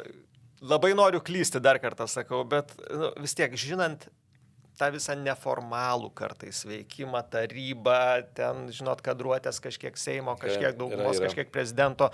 Ir tas jausmas visą laiką, tas klausimas, kaip ir su tuo lėktuvu, ką tik kalbėjom, ar čia nebus kažkoks ten, žinai, hibridinė diversija ar dar kažkas. Tai kas galėtų paneigti? Tai ta mintis, suprantat, kai yra, tam tikri žmonės, kurie turi labai aiškias tribūnas ir daug pasakantis ir nebijantis pasakyti, yra kažkaip tai eliminuojami iš tų tribūnų. Tai man kyla toks, Vaidai, klausimas. Dabar aš norėčiau klyst, ar tai dėl to, kad, žinot, pasikeitė valdžia ir keičiasi vėjas ir galbūt bandoma įsiklausyti į tą, žinot, tokia politinė nuojauta, kad, žinai, gal išsisaugoti, išsilaikyti kažkam padės ar dar. Aš nežinau, gal tai visai aš čia nesąmonė šneku, bet man toks klausimas kyla. Ne tik tau, be abejo, kad kyla daugam klausimas, tarkim, kodėl nelieka ten Miliūtės ar Makaraitytės ar kitų komentarų, tuo metu, kai keičiasi valdžia. Būtent. Tai tai sąžininkai turiu pasakyti, bendravau. Ir su LRT jie sakė, kad sutapimas, bet kelt klausimą tikrai, irgi yra truputį. Bet tas klausimas buvo keliamas gerokai anksčiau, tik žodis tapo kūnu. Žodis tapo kūnu. Tai čia tiesiog sąmokslo teorijai, kaip žibalo į ugnį įpylė, bet tai buvo kalbama ir bet aš manau, labai normalu apie tai viešai diskutuoti. Taip, be jokios abejonės. Apie nacionalinių transliuotojų standartus. Santykiai Nemuno aušros ir LRT irgi, sakykime, specifiniai ir dabar tai, kas Skardžius transliuoja ten, žinai, apie auditus. Skardžius tiesiai šviesiai sakė, su Žemaitaičiu mini ir patį Arūną Valinską, kad kiek ten LRT bendrauja su Valinsku, su Tapinu, tos pavardės labai užsiciklinę ir tikrai kels popierius. Tegul, prašau, taigi tie visi dalykai yra vieši. Komerciniai, sakysim, dalykai yra įslaptinti, jo žino tarybos nariai ir konfidencialu, tai yra labai, labai logiška. Tai galiu pasakyti vieną paprastą dalyką. Reikia pakelti sutartis, pažiūrėti, kiek kainuoja tam tikro produkto minutė, paskaičiuoti, kokią kainą išeina. Ir galiu pridėjęs ranką prie širdies pasakyti, kad LRT konkursą mes laimėjome mažesniem kainom, negu tokie projektai būtų realizuojami komercinėse televizijose. Tai dėl šito viso, kad jie čia įsivaizduoja, kad čia, o Jėzu, mes čia pasakysim, tai jūs tik tais elkitės, jūs darykit, ką norit, bet kad šitam kontekste dar įtraukė Algį Ramanauską prie šito peliuką, kur už vieno vaidmens atlikimą jau jo milijardus skaičiuos. Tai rodo jų ne tik nekompetencija, bet ir šiaip tokie.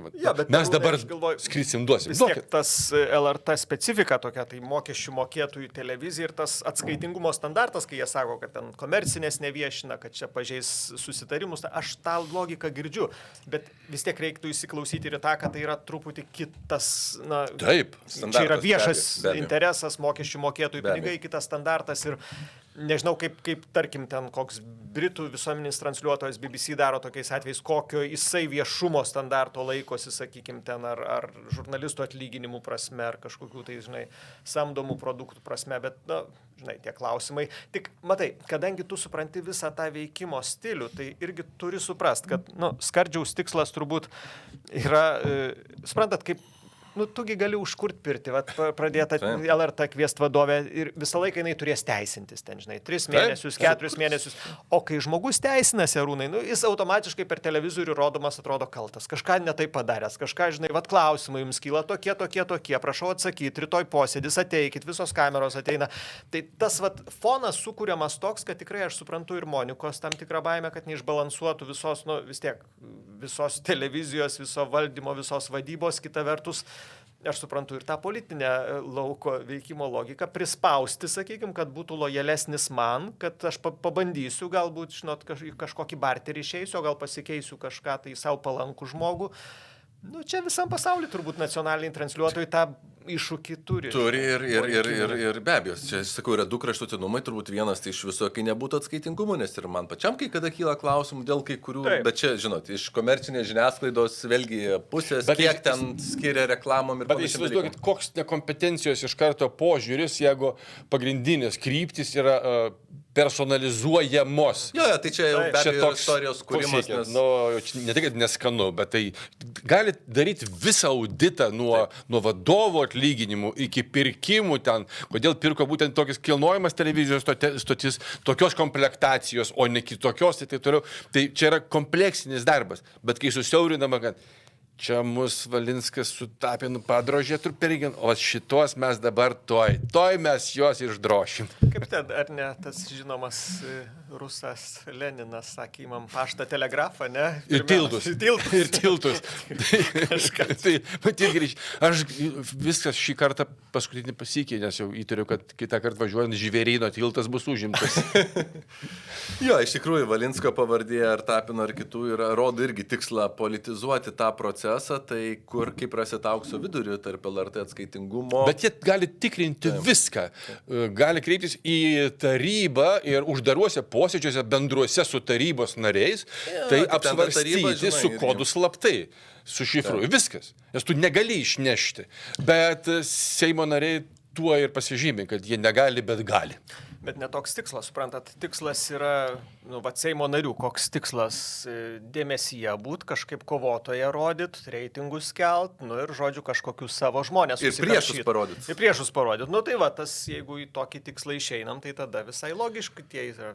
Bet bus šou, manau, tikrai Seime girdėsim ir LRT ir Arūno Valinsko pavardę nekartą, ypač audito komitete, tai galim ateitį numatyti. Dar kalbant apie viešą erdvę, kol mūsų nebuvo, kilo diskusijų dėl situacijos mano gimtojo Kauno krepšinio arenoje, kur fanai skandavo Kauno merui Krabas yra rusų kekšė. Prasidėjo, paskui policija pradėjo tyrimą dėl... Abipusį. Man labai patiko. Pirmiausia, pradėjo tyrimą dėl fanų elgesio pagal straipsnį, kuris numato baudą už necenzūrinius žodžius ar gestus viešose vietose ir įžeidžiamą kibimą prie žmonių. Vėliau fanai pasakė, kad pats meras parodė vidurinį pirštą ir pradėjo tyrimą mero atžvilgiu. Kauno Žalgirio vadovybė irgi paskelbė, kad įžeidžiančios skanduotės ir keiksmažodžiai nepriimtini. Kur aš girdėjau per radijas irgi dalis žmonių skambina, kad merą kritikuoti reikia, bet ne tokia forma. Kita pusė sako, kad Matijošaitis nusipelnė tokios aštrios kritikos ir arenoje nereikia tikėtis teatro atmosferos. Kokie, kolegos, jūsų pozicija visoje šitoj kebekniai? Kaunietis turėtų pirmą žodį pasakyti. Man atrodo, kad iš mūsų trijūrės tam labiausiai turėtų būti gėda. O šiaip tai aš noriu vieną dalyką paklausti. Nuo kada žodis kekšė yra keiksmažodis, necenzūrinis? Visiškai normalus literatūrinis žodis. Tai gal tyrimo objektas žodis krabas, Arūnai, kodėl tu iš karto kekšė? Kad ten lyg ir arba nebuvo. rusų. O kodėl mes galvom, kad atskanduoti apie Matijošaitį? Juk nebuvo nei pavardė, nei vardas. Tai nueisim tada iki absurdo, bet iš kur čia... Būtum šaukęs šalia sėdėdamas, ar ne, Arūnai? Prisijungtum? Aš esu ne vieną kartą nuvestas iš Vilniaus Žalgirio stadioną, bet aš ten ne visi masiškai skandavo, o žaidėm, atsimenu, su Baku Nefči, dar Žalgiris tais laikais, ir kažką ne tą pusę sušvilpė teisėjas. Ir aš programėlė tokia, ir pažiūrėjom, aš iš karto teisėjas, kaip dabar atsimenu, Apgolcas pavardė. Ir aš taip atsistojęs, Apgolcas! O ten kariškiai, milicininkai, mėlynšvarkiai, kai mes vadinom, jie ne į aikštę žiūri, bet jie stovi, aha, šitas. Taip. 2. Pasivaikščiokim. Tai yra buvę. Ir nežinau, ar dabar aš, gal su visais, su minė būčiau tą patį pasakęs, aš turiu savo nuomonę apie tą biznį, apie mokesčių mokėjimą Rusijos rinkoje, apie labai noriu tikėti, kaip sako mūsų mylimas kolega Aurimas, kad taip nebuvo, arba gal tik taip sutapo, bet gal iš tiesų ten užtruko išėjimas tos keliarius metus iš tos rusų rinkos, bet faktas vienas. Jie mokesčiai rėmė šito imperinio režimo karinės pajėgas, nes taip, toks faktas yra. Iki šių metų balandžio. Taip, kaip tau šitą situaciją irgi laidas? Oi, dariau laidą apie tai, va, tarp sirgalių ir tarp tų, tai net ir teisininkai ten tokio bendro vardiklio nerado, kur čia ta žodžio laisvė ribas turi ar neturi, nes, na, lyg ir konstitucinė laisvė pasakyti, ką galvoja apie savo valdžią yra. Bet, žinai, kas man nepatinka, iš tikrųjų, gal čia ne visai su tuo susijęs aspektas, kad, na, apskritai Matijošaitis toks labai vengiantis to viešumo ir pakomentavimo, ir kiek man tekia, gal 1 ar 2 kartus esu kalbinęs, bet tai yra, nu, nežinau, per kokius ten 6 ar 7 metus, tai yra labai retas žmogus eterė, kurio negali vat paklausti, tai kaip ten buvo, tai ką tu jauti, tai kaip tu reaguoji, tai ar tu čia nemanai, kad jau per daug sau leidi. Ir man tas nepatinka, man atrodo, kad na, vis tiek tai yra metas 21 amžius. Mes tokių žmonių, kurie nebendrauja su žiniasklaida, su viešumu, su spauda, labai mažai turim, ir tai yra antro miesto meras. Ir man tas vat, visą laiką toks pirmo, atsiprašau. Bet man tas visą laiką užkliūdavo, kad tai yra meras toks nevakarietiškas, ta prasme, tokio atėjimo į spaudą. Ir tada jau, kai ten pasikalbi su verslininkais, kurie buvo, jie savo nuomonę sako, kad ta autoritarizmo tokia šmėkla Kauno savivaldybė, lyg ir dabar man ir žurnalistai, kurie klaidžioja po Euro.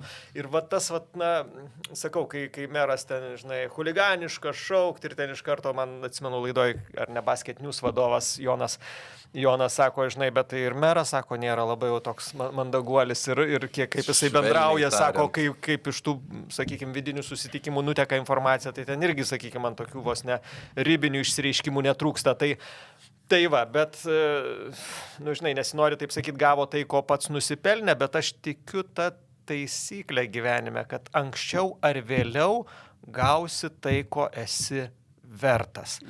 Tu, ko gero, tu teisus, čia, žinai, žmonės pasivijo karmą ir, sakykime, nu, viena vertus teisinė prasme, turbūt teisininkai įrodys, kad tai yra jau vis tiek išėjus ten, kiek ten 9 mėnesiai ar 10 jau iš tos... Balandį išėjo iš Rusijos rinkos. Tai lyg ir teisinė prasme jau negali prikišti, kad jisai ten dar yra, bet kita vertus... Rita Miliūtė šiaip gerai pasiūlė, sako, nu tiesiog pataisykit šūkį, krabas buvo rusų kekšė, nuo balandžio nebėra. Ja. Bet kita vertus, nu, žinai, vėlgi tu galvoji ir norisi, kad Lietuvoje daugiau taikos būtų, bet tas kitas mano integralus protas sako, kad, žinai, gal irgi taip jau, žinai, agresyviai ten... Na, iš tikrųjų, kaip ten sako, arenoj vaikai matė ten, žinai, visi ten... Aš irgi gerbiu tikrai tos žmonės, kurie nuoširdžiai sako, tikrai nepatinka tas meras visą kitą, bet gal nereikia čia arenai, kokį mes pavyzdį rodom, ypač jeigu paskui viešai puolam ginti. Tai aš vis tiek grįžtu prie savo klausimą, kuris žodis yra keiksmažodis? Ar kad tėvai turėjo paaiškinti vaikams, kas yra žodis kekšė, tai atsiverdi žodynai ir parašyta. Kitas dalykas... Mes Arūną esam diskutavę, kai dar komentarus rašė irgi dėl kai kurių pavadinimų antraštėse. bet, žiūrėkit, vienas dalykas paprastas. Matijošaitis yra iš tų, kuris savo verslo imperiją sukūrė griežtai autokratiniais metodais. Ir tai yra logiška, nes tokia yra verslo logika. Tenais nebus, kad čia visi geri, kad aš toks pukuotas. Jis negali iš esmės būti kitoks vadovaujantį darbą dirbdamas jau valstybiniai institucijai, ne? Ir kodėl, klausiu, jis taip nevaikšto? Už tai, kad jis nemėgsta atsidūti situacijoje, kurios pats nevaldo 100%. Tai va čia jis jaučiasi nesaugus. Man yra tekę su juo bendrauti, nes aš asmeniškai parėmiau šito Laisvės karios skulptūros atsiradimą Kaune ir net su juo paskui buvom atidarėme ir šiaip esam bendravę. Tai nepatikėsit, aš buvau su juo susitikęs 2008 metų pavasarį, gegužę, Katpėdėlėje, nes ten buvo viena iš jo, man atrodo, įmonių, su tuo dar jaunu Matijošaičiu ir jisai domėjosi apie mūsų tą partiją, visą kitą, ruošiasi tapti netgi rėmėjų apie galimas ministerijas ir taip toliau.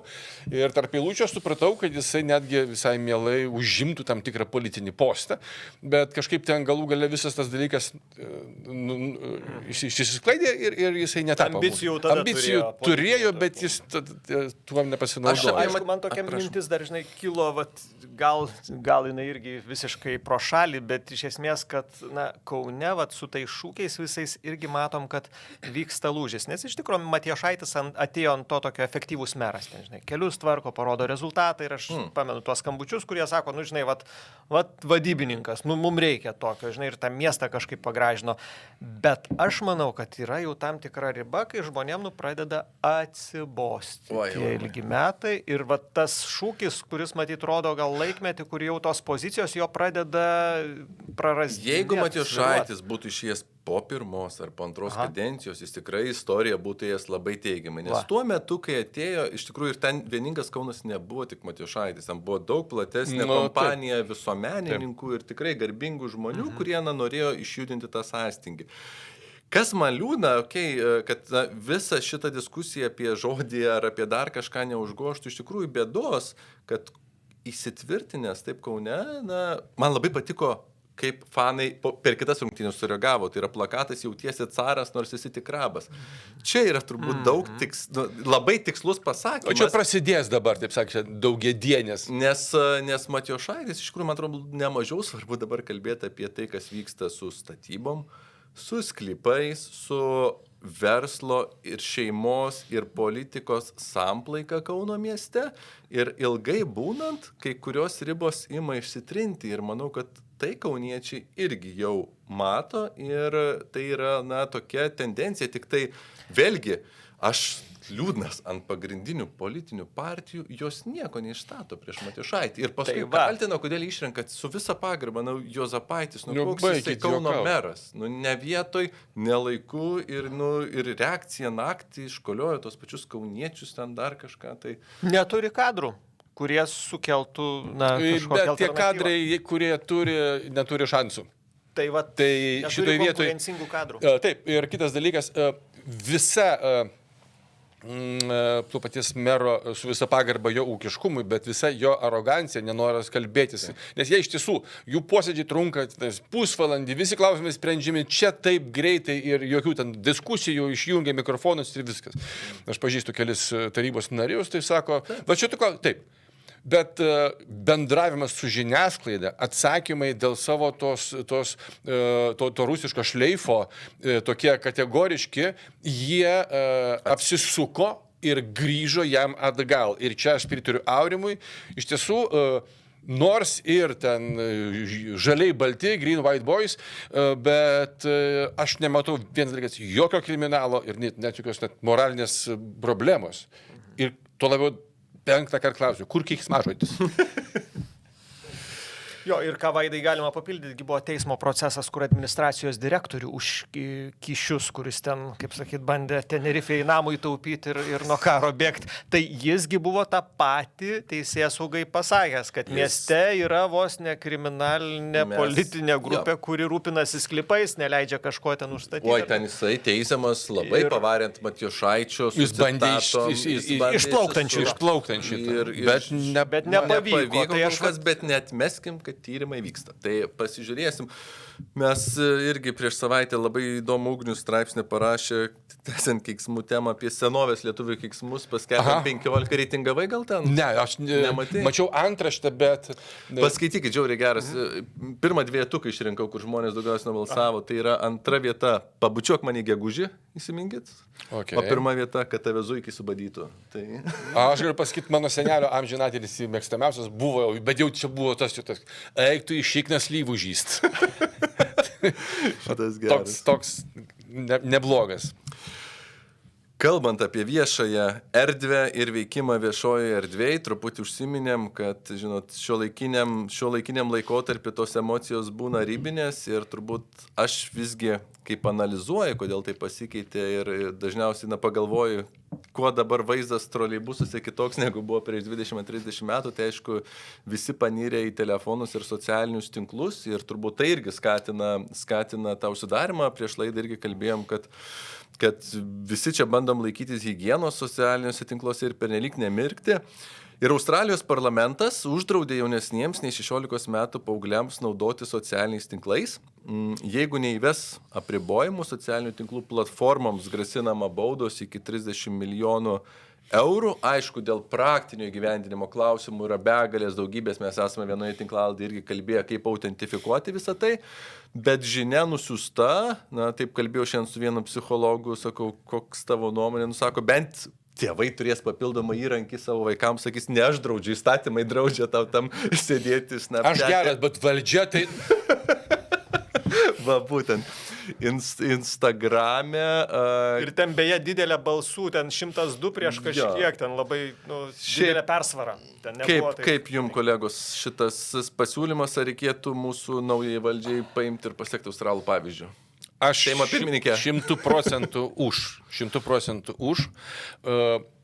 Atmeskim techninę pusę, įgyvendinimą praktinį, bet politinės valios pareiškimas, įstatymų priėmimas ir taip toliau, be jokios abejonės taip, nes yra daug dalykų, kuriuos mes dabar turime dėl jaunosios kartos jau reguliuoti įstatymais, tai dėl fizinės jų būklės, dėl taip, politinio idėjinio auklėjimo, dėl to karinio suvokimo, patriotinio ir taip toliau. Yra daug dalykų,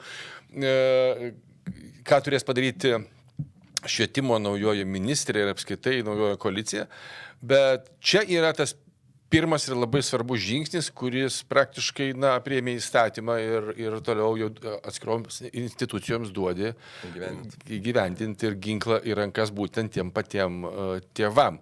Nes tai, kas matosi dabar tose tinkluose ir kaip žmonės, ypač jauni, dar neatėję į suaugusiųjų pasaulį, bet jau ant jos lenkščio stovintys, kaip jie nesuvokia tos realybės ir pasaulio, kuris juos supa. Ir iš dalies mes ir turime tokį protrūkį dabar suicidinių atvejų. Aš labai noriu tikėtis, kad tas pikas jau pasiektas ir dabar eis žemyn. Bet kai jie susiduria su realiom gyvenimo problemom, jie nemoka spręsti. Jie įsivaizduoja, kad tai va dabar čia blogai, tai kas čia bus? Tai aš dar 8 gyvenimus turiu ir va čia viskas kažkaip pasižiūrėsim, kaip jūs verksit, kai manęs nebus. Nebus nieko. Tas nesuvokimas realybės, nesugebėjimas susidurti, nesugebėjimas išeiti iš burbulo, jie tiesiog žaloja ir neparašia žmonių, jaunų paauglių atėjimų į suaugusių pasaulį. Aišku, socialiniai tinklai gimdo tą psichikos krizę, aš gal tik visgi sureaguosiu, nes labai jautri tema ir reikia labai kalbėti faktais apie tas jaunuolių savižudybės. Iš tikrųjų, turim pasakyti tiesiai, statistika rodo, šiemet nėra kažkokios krizės. Žiūrint bendras tendencijas su savižudybėm, situacija pamažu yra gerėjanti. Ir labai svarbu, ir ką aš nekartą kėliau klausimus ir iš savo redakcijų, ir kolegams su kitų portalų redaktoriais, mes viešoje erdvėje irgi darom didelį vaidmenį. Jokiais būdais negalima nei romantizuoti tų vaikų, nei jų aplinkos, kad ir kaip skaudu atrodytų, nes yra toks dalykas kaip Wernerio efektas. Taip. Kai žiniasklaida eskaluoja tas temas, paskui net buvo toks atvejis ir paskui irgi parašiau kolegams, kažkas laidotuvės nušviečia ir panašiai tuos dalykus, tai yra baisu, nes kai kurie vaikai pasižiūri ir galvoja, gal čia yra išeiti, žiūrėk, kaip jie garbina. Tai mūsų irgi, kaip viešosios erdvės žmonių, reikia kalbėti faktiškai. Faktai yra tokie, kad nėra kažkokios statistiškai krizės, kiekvienas atvejis yra pats baisiausias pasaulyje, be abejo, tą žinom.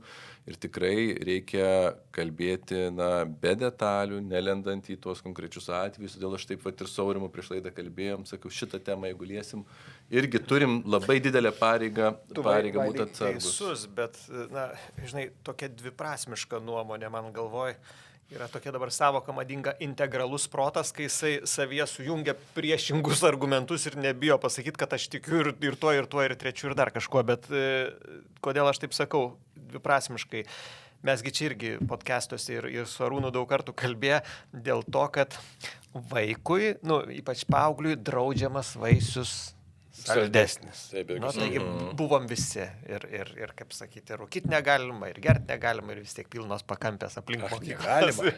ir nieko, ir sekso nebuvo, ir nieko nebuvo, bet lyg ir buvo. Tai man atrodo, nu, šitos idėjos minusas ne tik, ką Vaida jau pasakėt, kad nu, įgyvendinimas toks, aš ten irgi skaičiau, YouTube'as galima, bet ten kokio ten Snapchat'o negalima ir ten nesuprasi, kaip ten veik, žinai, vienus galima, kitus negalima. Ir YouTube'as ten dėl mokomųjų tikslų kažkaip jie ten argumentuoja, kad turėtų pasilikti, bet bendras, aš taip palaikau tą bendrą, nu, tokių tėvų didelių akių judėjimą, kuris, va, autobusu važiuoju po laidos 2:30 radijui, pabaigęs vaikus pasiėmus, sėdam karts nuo karto ir pravažiuojam, tai irgi daug labai vaikų po mokyklos eina, tai reiktų pamatyti tą visą autobusą. Sėdi pilnas autobusas vaikų, sakykime, ir nieks su nieko nesikalba, visi palenkia akis, žiūri, ten scrollina ir dažniausiai ten kas 5 sekundės vis tas nykštys dirba, štai ir dirba. Tai man atrodo tai, kad nu, amerikiečiai padarė tyrimą, teko per vieną jų podcastą girdėti skaičių. Spėkit, kiek žmogus per dieną kartų žvilgtarna į savo įrenginį. Kiek kartų? Tu buvai sakęs. Aš neįsivaizduoju, nes... Virš 2000. Suprantat, kokio tai yra masto problema. Lietuvoje gal dar nėra tiek daug kaip Amerikoje, bet tai yra nu, visą laiką tavo priklausomybė nuo to dėmesio dirgiklio ir tai, ką Vaidai nuolat tu aiškini. Ir man ir Social Dilemma tą filmą kažkada rekomendavai seniau.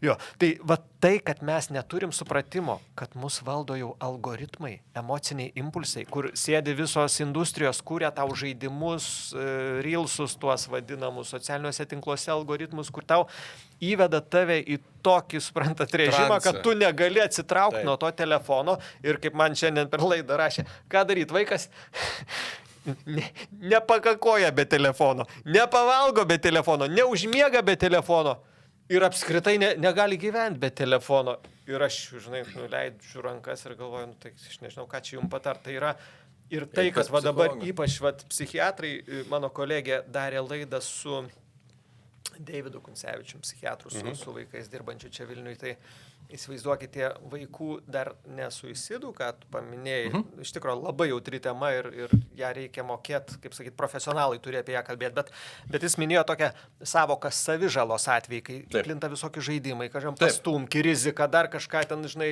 nedaug dievę kažkur įsipjauk. Mėlynasis banginis kažkoks. Buvo mėlynasis banginis kažkada. Tai įsivaizduojat, kiek jis minėjo, ar 8 ar 9 per pamainą atvažiuoja savižalos atvejai.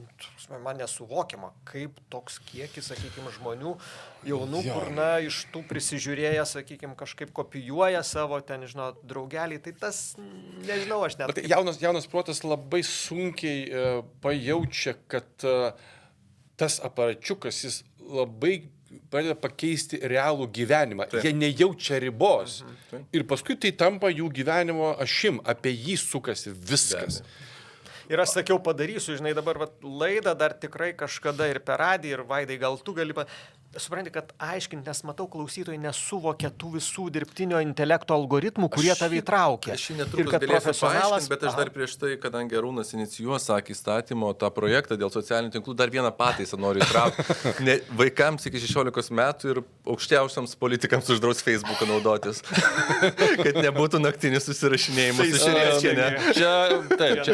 Čia reikėtų, iš tiesų. O aš manau, kad Seimo nariai, kurie tikrai nemaža dalis mūsų klausosi, tai čia net nereikės mums teikti, galime tą iniciatyvą pateikti, pasiūlyti, kad jie pateiktų tokį projektą, bet šitoje vietoje reikėtų matyti prieš tai atlikti su psichologijais tam tikrus namų darbus ir visa kita, bet mano nuomonė iš tiesų tai yra vienareikšmiai. Tai, ką dabar daro Australai, tai yra pirmas žingsnis, aš labai noriu tikėti, kad aišku, ten bus ir pliusų, ir minusų, kad tuos minusus mes pastebėsim ir kai tas įstatymas panašus atkeliaus pas mus, mes galėsim jį priimti labiau jau tobula. Žiūrėkit, pasiūlom politikams bent tą diskusiją jau savaime, bet bent nuo mokyklų kažką pradėjo daryti. Nes Tiesiog kad man telefonus pasakoja, uždraust mokyklose. suprantat, mokyklos valstybės lygmeniu. pertraukos vaizdas. Vaikai ant žemės, ten susėdę ant soliukų ir visi vaikai visą pertrauką sėdi. Įėjimo telefonų. Yra kai kurios Tai kai kuriuose, bet aš siūlau valstybės lygį. Taip, už Susilaikai? vienareikšmį. Tai pasiūlyt, kad palaikau mokyklose turi būti telefonas, kad mokykla vis yra tiek mokymas. užrakinamas, Taip. turi raktelį, jeigu kažką reikia Klausyk, paskambinti, dar gali. vyriausybės programa nepriimta, tai... Tai Svarstymo kitiem metam. Arba galima pasiūlyti tada, kad visi gali turėti telefonus, bet vienodus ir tik Nokia. 3. Kad skambinimui. Bet pagaus, man atrodo, nes tai yra visuomeninė svarbi tema. Aš matau ant šlagą skambučių, Taip, komentarų taip, į laidas. Apskritai, reikia suvokti informaciją, kas tai yra. Tai yra maistas smegenims, ar ne? O mes šiaip tai įprastą maistą, cukrų ribojam, riebalus Druską, ribojam, taip pat druską taip, ribojam, taip. tai ir informaciją reikia riboti, nes kas per daug, tas nesveikia. Bet problema yra ta, kad tai, ką jie dažniausiai skrolina, nepatenka, bet jau mano suvokimu, į žodį informacija. Ten yra neaiškaus kažkokio prigimties neaiškios surogatas, kur ten kažkas apie kažką. Aš Taip. pasižiūrėjau kartais, tai taip net...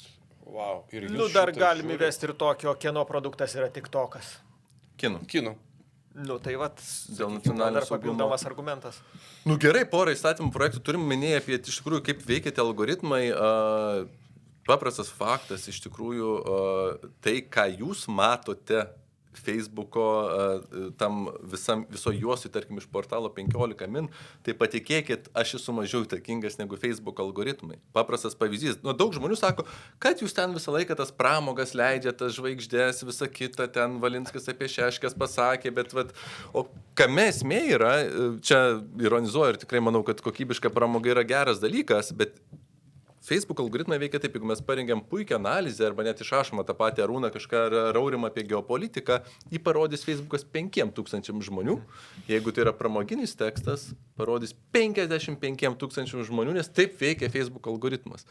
Ir dar daugiau. Buvau rugsėjį, gal minėjau, Suomijoje, lankiausi redakcijose, kas vyksta ten. Tai yra, jeigu įsivaizduojat, naujienų portalą atsidarius, tik pirmos 3 naujienos yra parenkamos redaktoriaus, visur kitur vyksta personalizacija, ką tai reiškia, kad Arūnas matys vienokias žinias, Aurimas matys kitokias žinias, priklausomai nuo jūsų pomėgio, nuo to, ką jūs spaudžiate, tai reiškia, kad tie informaciniai burbulai dar labiau užsidarys. Aš dar pridursiu, kažkada vasarą meškerę pirkau, žinai, ir paskui visą mėnesį mane persekioja valų reklamos, persekioja kabliukų visokių, ten meta. Ant kiek, sakykime, algoritmas tai pagauna kaip tam tikros pomėgio intereso žmogų ir tam pompuoji tą galvelę. Aš iš kitos operos dabar, tiesiog, kad truputėlį nuo to labai probleminių dalykų. Mane dabar pradėjo persekioti, yra tokia... Ne gerbėja, ne heiterė, bet tokia firma yra Šrūlį, kuri sūnus man padovanojo, tik dabar ilgai atsiuntė grybų auginimą. Tokia dėžutė kaip akvariumas toksai.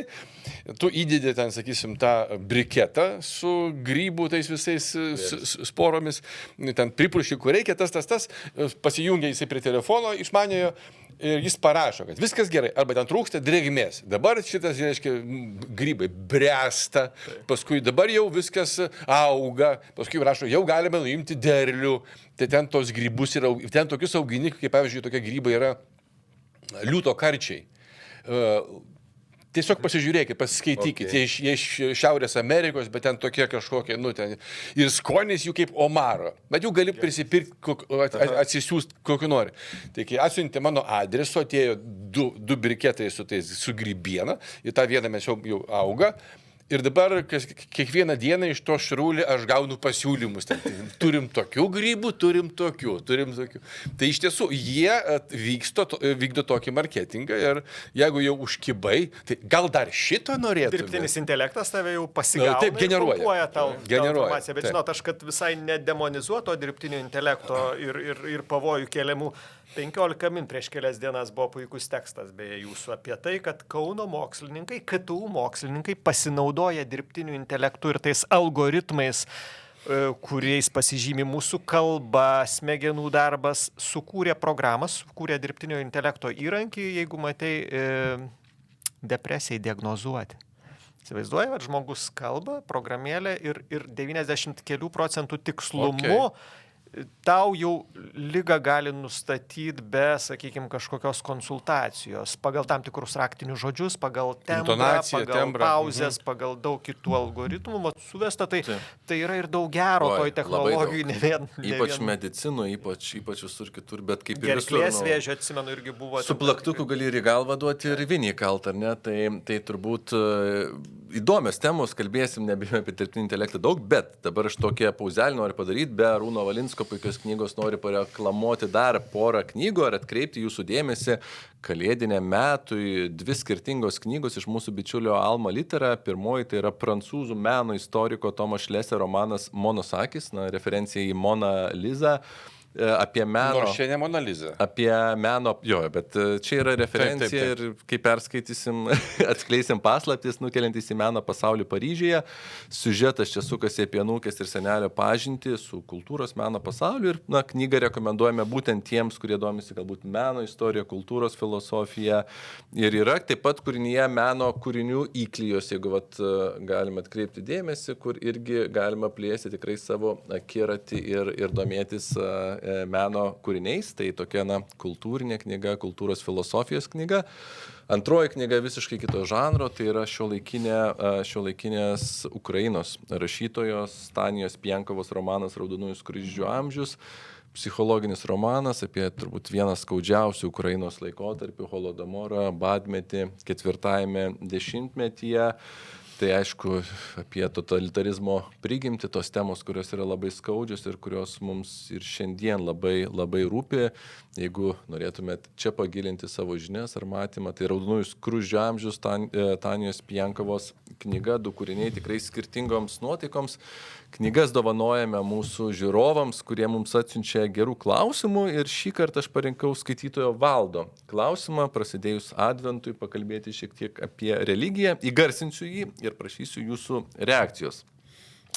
Skaitytojas rašo, jau kuris laikas girdžiu, bažnyčiose katalikų trūksta kunigų, senieji išeina, seminarijos bėdavoja, kad stoja vienetai. Kaip manote, čia bažnyčios kaip institucijos bėdos, ar aplamai krikščioniško tikėjimo neatliepimas, nepatenkinimas šiuolaikiškų realijų, mokslo, ekonomikos?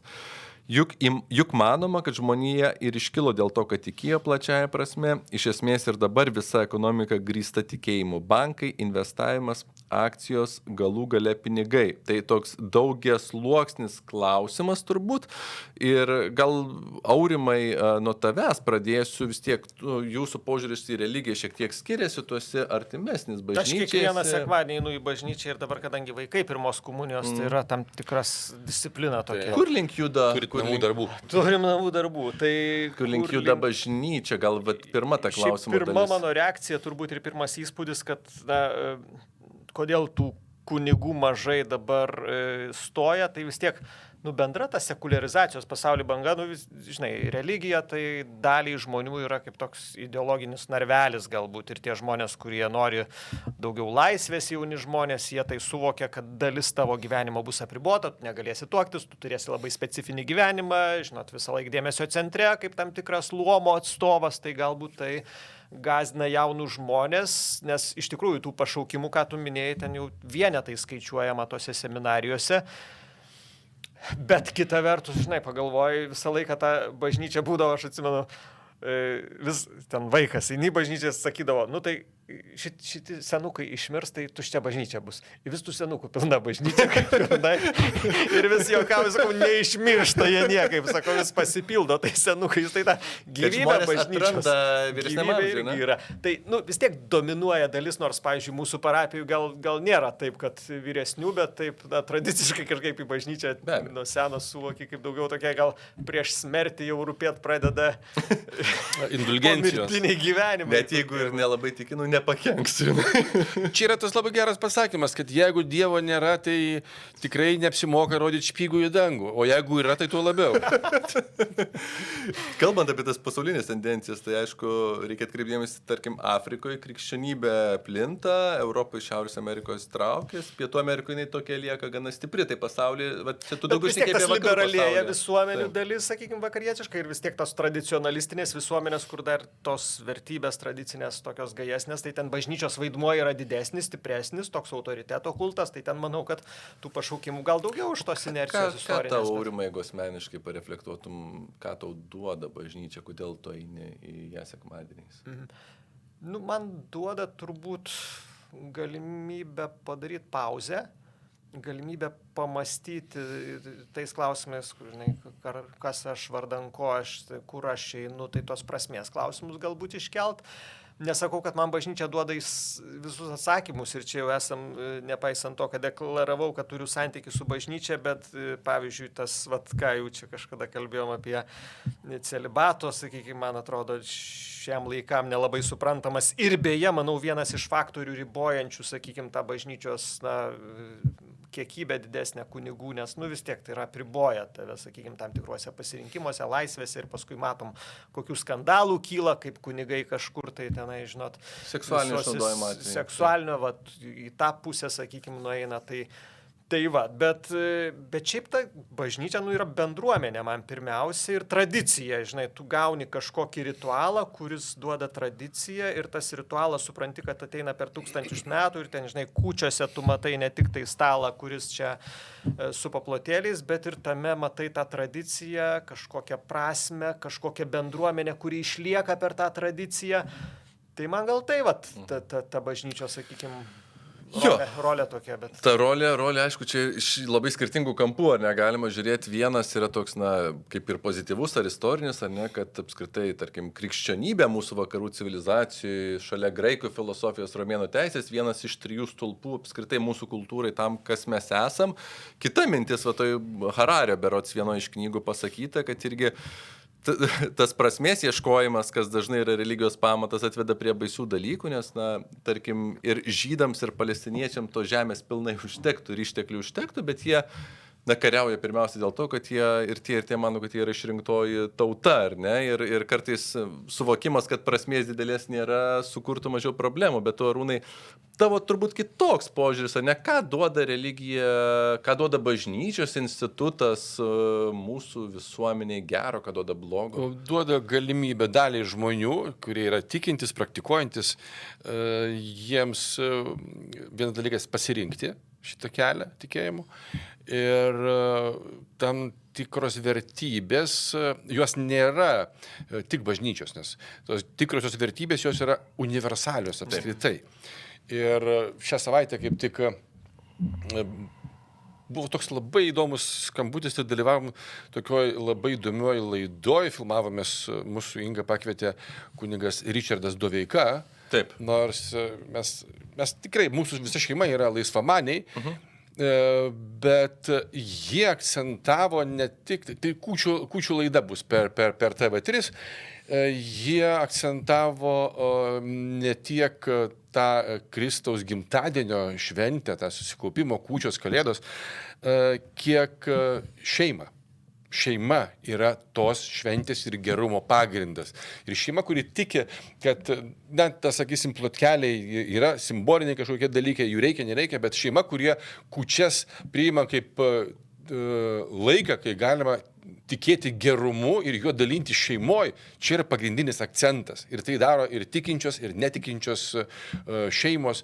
O, žinot, man labai nepatinka, kai agresyvūs ateistai, tie tokie karingieji, jie puola tą bažnyčią iš visų pusių ir tikrai labai daug atvejų yra, kai jie tai daro pelnytai ir tie, sakysim, kunigai nusižengia, jie būna tiesiog, jie paprasčiausiai nusikaltėliai, nes visų pirma, jie yra ne kunigai, jie yra žmonės. Ir jeigu jie teisimi pagal baudžiamąjį kodeksą, tai jis yra įtariamasis, nuteistas yra nusikaltėlis. Viskas.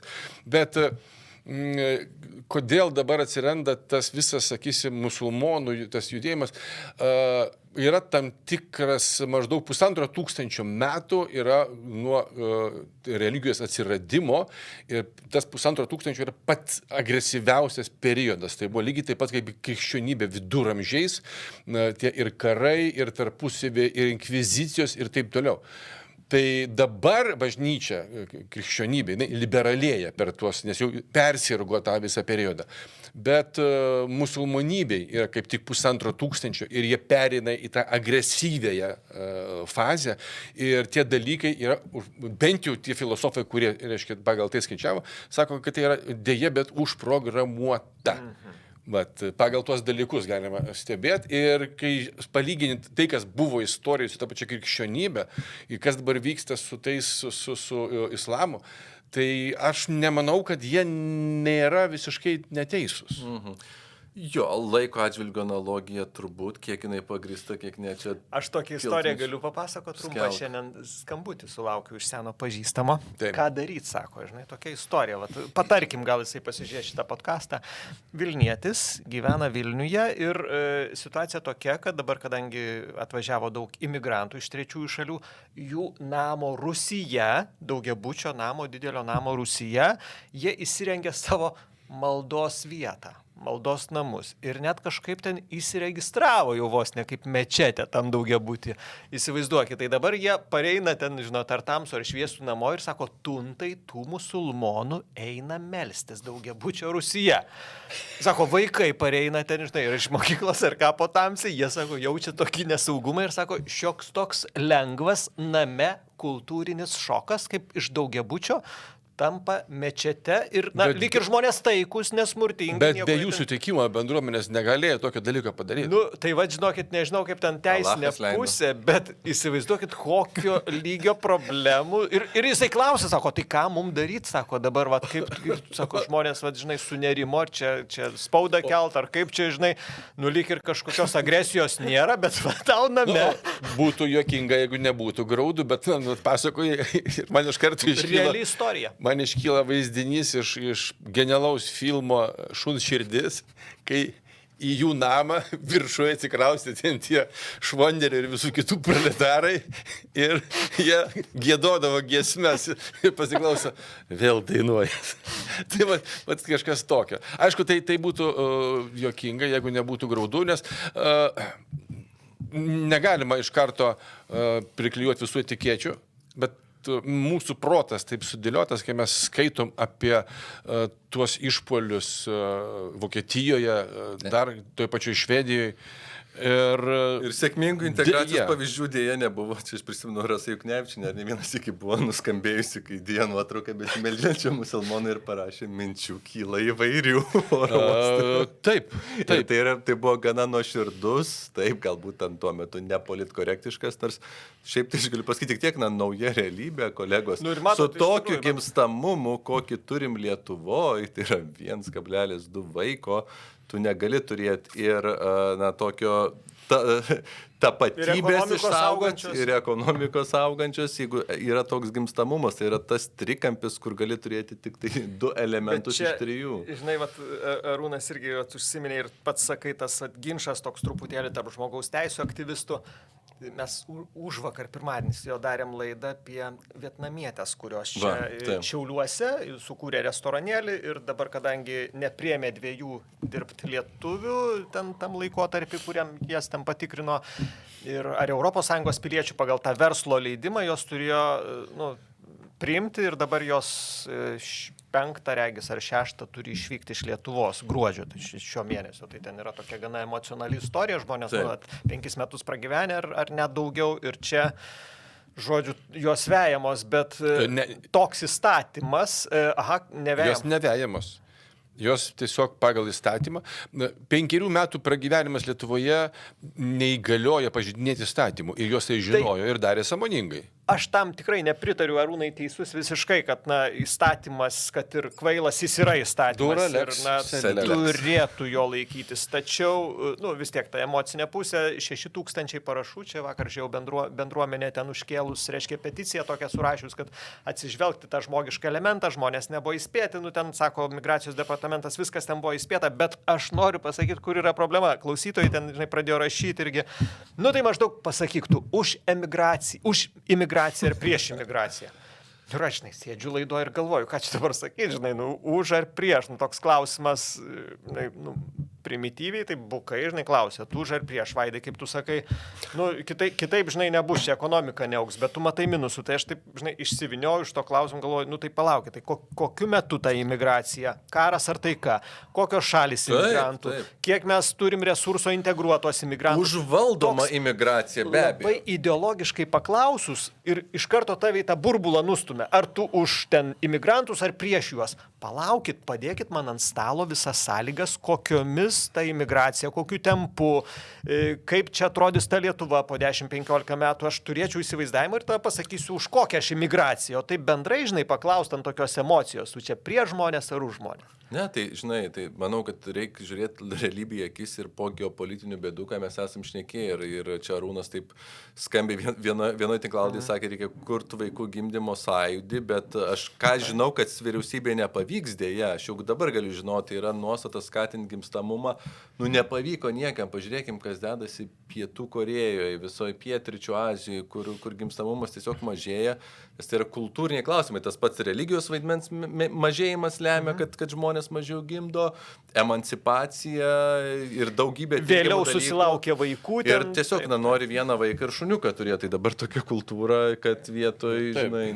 Aišku, tikiuosi, kad mes neįsim Rusijos keliu. Skaitėte apie situaciją Rusijoje? Taip, įstatymas priimtas, kuris draudžia kalbėti apie bevaikystę. Apie bevaikystę kaip teigiamą gyvenimo būdą. Ir netgi labiausiai tai bijo feministinio judėjimo atstovės, nes šios nuostatos akivaizdžiai nukreiptos prieš kova su vėjo malūnais, akivaizdu, kova su vėjo. Ne, Rusijoje ne. Rusijoje ten iš jėgos pozicijos padarė kelis skambius. Aš kad gimstamumo tai nepadidins. Manau, kad taip.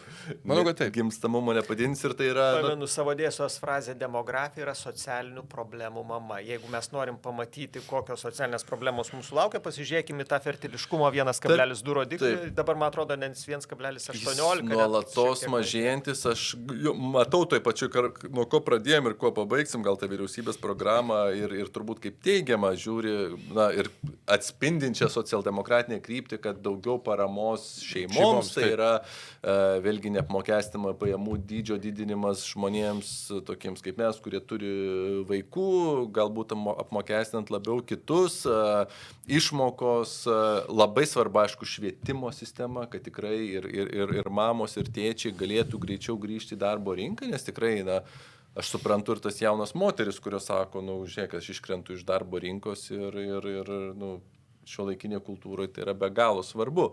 Bet čia problemos didelės ir jos bus esminės ir turbūt atsakymas yra užvaldoma imigracija. Ir dėl ko kilo šitas klausimas, šiaip vietnamiečiai yra iš tų žmonių, kurie yra, atsiriboję nuo tų dviejų moterų, kurie yra mažiausiai problematiški. Jie turbūt tų maldos namų Rusinėje įrenginėja ir nesibūrė į getus, jie dirba, užsidarę ir visa kita. Tai turbūt svarbu numatyti, iš kokių šalių priemam, kiek priemam ir kur jie gyvena savivaldoje. Nes aš tik pasakysiu skaičių, per kelis metus, tai kas su imigrantais iš trečių šalių, tai, man atrodo, pernai metų sandūros duomenys, prieš tai buvo prieš kelis metus 2,2% Lietuvoje imigrantų iš trečiųjų šalių. Spėkit, koks dabar procentas Lietuvoje? Prieš kiek metų buvo? Prieš kokius 4 metus buvo 2,2, o dabar kiek? 5. 7,7. Trigubai. Tai yra 2, man atrodo, 222 tūkstančiai. Taip. 111 tūkstančių. Ta prasme, augimas per tos 4 metus yra toks, kad... Kalbant dar apie imigrantus ir naujus piliečius. Amerikietis Lietuvos krepšinio rinktinėje buvo tokia tema iškilusi, kol mūsų nebuvo. Iš tiesų, Linas Kleiza vyks į Ameriką pasikalbėti su Los Angeles Lakers žvaigždė D'Angelo Russellu dėl galimybės prisijungti prie Lietuvos rinktinės prieš tai gavus lietuvišką pasą, turbūt ten teisinių kliūčių yra be galo daug, nes jis kriterijų kol kas netitinka, bet jūsų nuomonė, visuomenė mūsų priimtų, jūs priimtumėt amerikietį Lietuvos rinktinėje, kurio ryšys tik toks, kad jo gyvenimo moteris yra lietuvaitė? Aš nemanau, kad čia mums reikėtų aušinti burnas vien todėl, kad tu atsakei prieš šitą klausimą užduodamas, Vaidotai. Nėra jokių teisinių apskritai galimybių net pradėti diskusijas dėl to, nes jis neturi nuopelnų Lietuvai. Taip ir matyt neturės, nes realiai... Tai gal dar Jūs galėtų atvažiuoti į Žalgirį, laimėti Eurolygą, tada būtų nuopelnai Lietuvai ir tada rinktinė. Galimas kelias per tą laiką išmoktų lietuviškai ir galėtų kreiptis tuomet. Bet iki pilietinimo kelių jisai gali, ta prasme, rinktinį. Jis galėtų žaisti tapęs Lietuvos piliečių, bet... Ir ar jis nori to? Jo, jisai nori, jis išreiškia. O gerai, o tarkim, jeigu matytumėm šitą atvejį kaip tokį tabų pralaužimą diskusijai, jūs idėjiškai pritartumėt, kad, žmogus tai yra neturintis nuo gimimo ryšių su Lietuva, tarkim per santuoką, kad sustiprintų mūsų komandą, ar jūs esate tokie, kad jau geriau prasčiau, bet saviškiai tegul lošia. Aš ne apie lošimą, šiaip lošiamo kortomis, krepšinis žaidžiamas, sakydavo man vienas krepšinio treneris. Bet aš manau, kad čia didesnė, net sakyčiau, ne problema, bet didesnis įžeidimas tų žmonių, kurie, kad ir išvykę, bet gimė Lietuvoje, paskui neteko tos pilietybės ir dabar jie reikalauja, bent jau kreipiasi dėl dvigubos pilietybės suteikimo jiems. Tai šitoj vietoj, kad tokio sportininko dėl šiaip sportas kas yra? Sportas yra pramoga. Tai gal tada mes ir kažkokį muzikantą, gal kažkokį labai gražų, gerai grojantį galim paimti, kitą sportininką. Matot, Arūnai, bet viena vertus, aišku, pramoga, bet kita vertus tas Lietuvos garsinimas, ten olimpinės žaidynės, pasaulio čempionatai, ir visą laiką, jeigu tu ten šansų turi užlipti ant pakilos, tai šalis... Gerai, aš turiu kitą pasiūlymą. Tuomet pakvieskime į mūsų atrankos į Euroviziją konkursą tą pačią Ruslaną, kuri jau yra dalyvavusi, mes ją išrenkam savo atstovę nuo Lietuvos, kas visiškai normalu, jinai laimi pirmą vietą, mes ją sutikėm pilietybę. Logiška ar ne? Ne, šitą grandinę man kažkaip... bet o ką, jinai nereali? Reali. Taip, mes galim pakviesti. Jinai beje, aš su jie suvedęs vieną renginį ukrainiečiams. Aš lietuviškai, jinai ukrainietiškai. Net šnekėjom apie tai, jinai nusišypsoja, bet sako, ne, man jau tų visų dalykų užteks, nors aktyviai koncertuoja. Tai apie tai mes esam su jie kalbėję. Bet... šitoj vietoj, ar tikrai mes turėtume daryti kažkokią labai išimtį dėl žaidėjo mūsų krepšinio rinktinėje, nežinodami, kaip ten jisai dar žais, ar žais, kaip čia bus. Ir tiesiog pilietybės suteikimas yra išimtinis atvejis. O kai tu jį paimi, tai paimi ir padarai. Suteikim, pažiūrėsim, gal pažais. Tai čia yra pažeidimas konstitucijos. Ir plus precedentas toks prieš kitus labai, kurie laukia, kaip sakyti, aš nežinau, ar dabar ten užšaldyta ta visa pilietybės. Tai konstituciją reikia keisti iš esmės. Labai daug ten tų prašymų yra, sakykim, tai matyti. Šiaip Linas Kleiza irgi pasakė, tai gal prieš tai grąžinkim Žydrūnui Ilgauskui pilietybę, prieš suteikdami kitiem. Ir paskutinis epizodas irgi apie pilietybę, pabaigėm Margarita Drobesko, šiuo metu vyksta teismo procesas, iš jos buvo atimta pilietybė, aš pamenu, berods rašyti tada komentarą ir tada sveikinai Nausėdos šitą sprendimą. Aš šitą situaciją žiūriu dviprasmiškai, pripažinsiu, viena vertus tikrai aš manau, kad smerktina yra tos poros elgesys čiuožti Kremliaus propagandisto organizuojamame renginyje Rusijoje. Ir tikrai nėra man, kad ten labai gailėtųsi, bet aš matau, nežinau, tas žemaitiškas žodis pakazucha šiek tiek šiuo atveju labai pritiktų, nes buvo sukurtas konkrečiai Margaritai Drobesko įstatymas ir tai yra tam tikras konstitucijos lankstymas, kad įgyjus pilietybę išimtiniu būdu aš galiu atimti, o ten kiti žmonės, kokie nors Vaitkus ar Paleckiai, tu niekada apie tai net nesvarstysi, tai ar tikrai pavojingesnė už juos.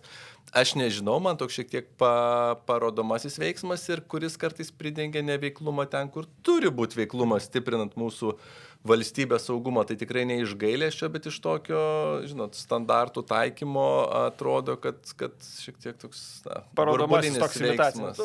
Žinai, aišku, su tom pilietybėm aš nesu ten ekspertas tikrai, bet man tas atiminėjimas, tas suteikinėjimas, toks, atrodo, negali devalvuotos pilietybės, taip, žinai, ten vieną kartą suteiki, kitą atimi. Bet šiuo atveju tikrai tas buvo veiksmas sąmoningas, kiek suprantu. Tai buvo, žinant jau karui prasidėjus, jau, sakykime, visas tas kontekstas buvo aiškus, kad tu žaidi valdžios vežime. Tai mane kažkaip lyg ir įtikino, kad valstybė turi parodyti veidą, turi parodyti poziciją. Sutinku dėl pozicijos parodymų. Bet teisininkai, žinai, ten irgi kaip su to. Aš negirdėjau teisininkų, kuris sakytų, kad yra okei, nes, iš esmės tai yra, vis tiek visi piliečiai turėtų būti lygus, ar ne? Ir jeigu yra pagrindas atimti pilietybę, tai jis turėtų būti nepriklausomai nuo to, kaip ją gavai. Taip, čia turėtų būti absoliučiai lygios galimybės, bet supraskime, kad pilietybės suteikimas yra tam tikras apdovanojimas.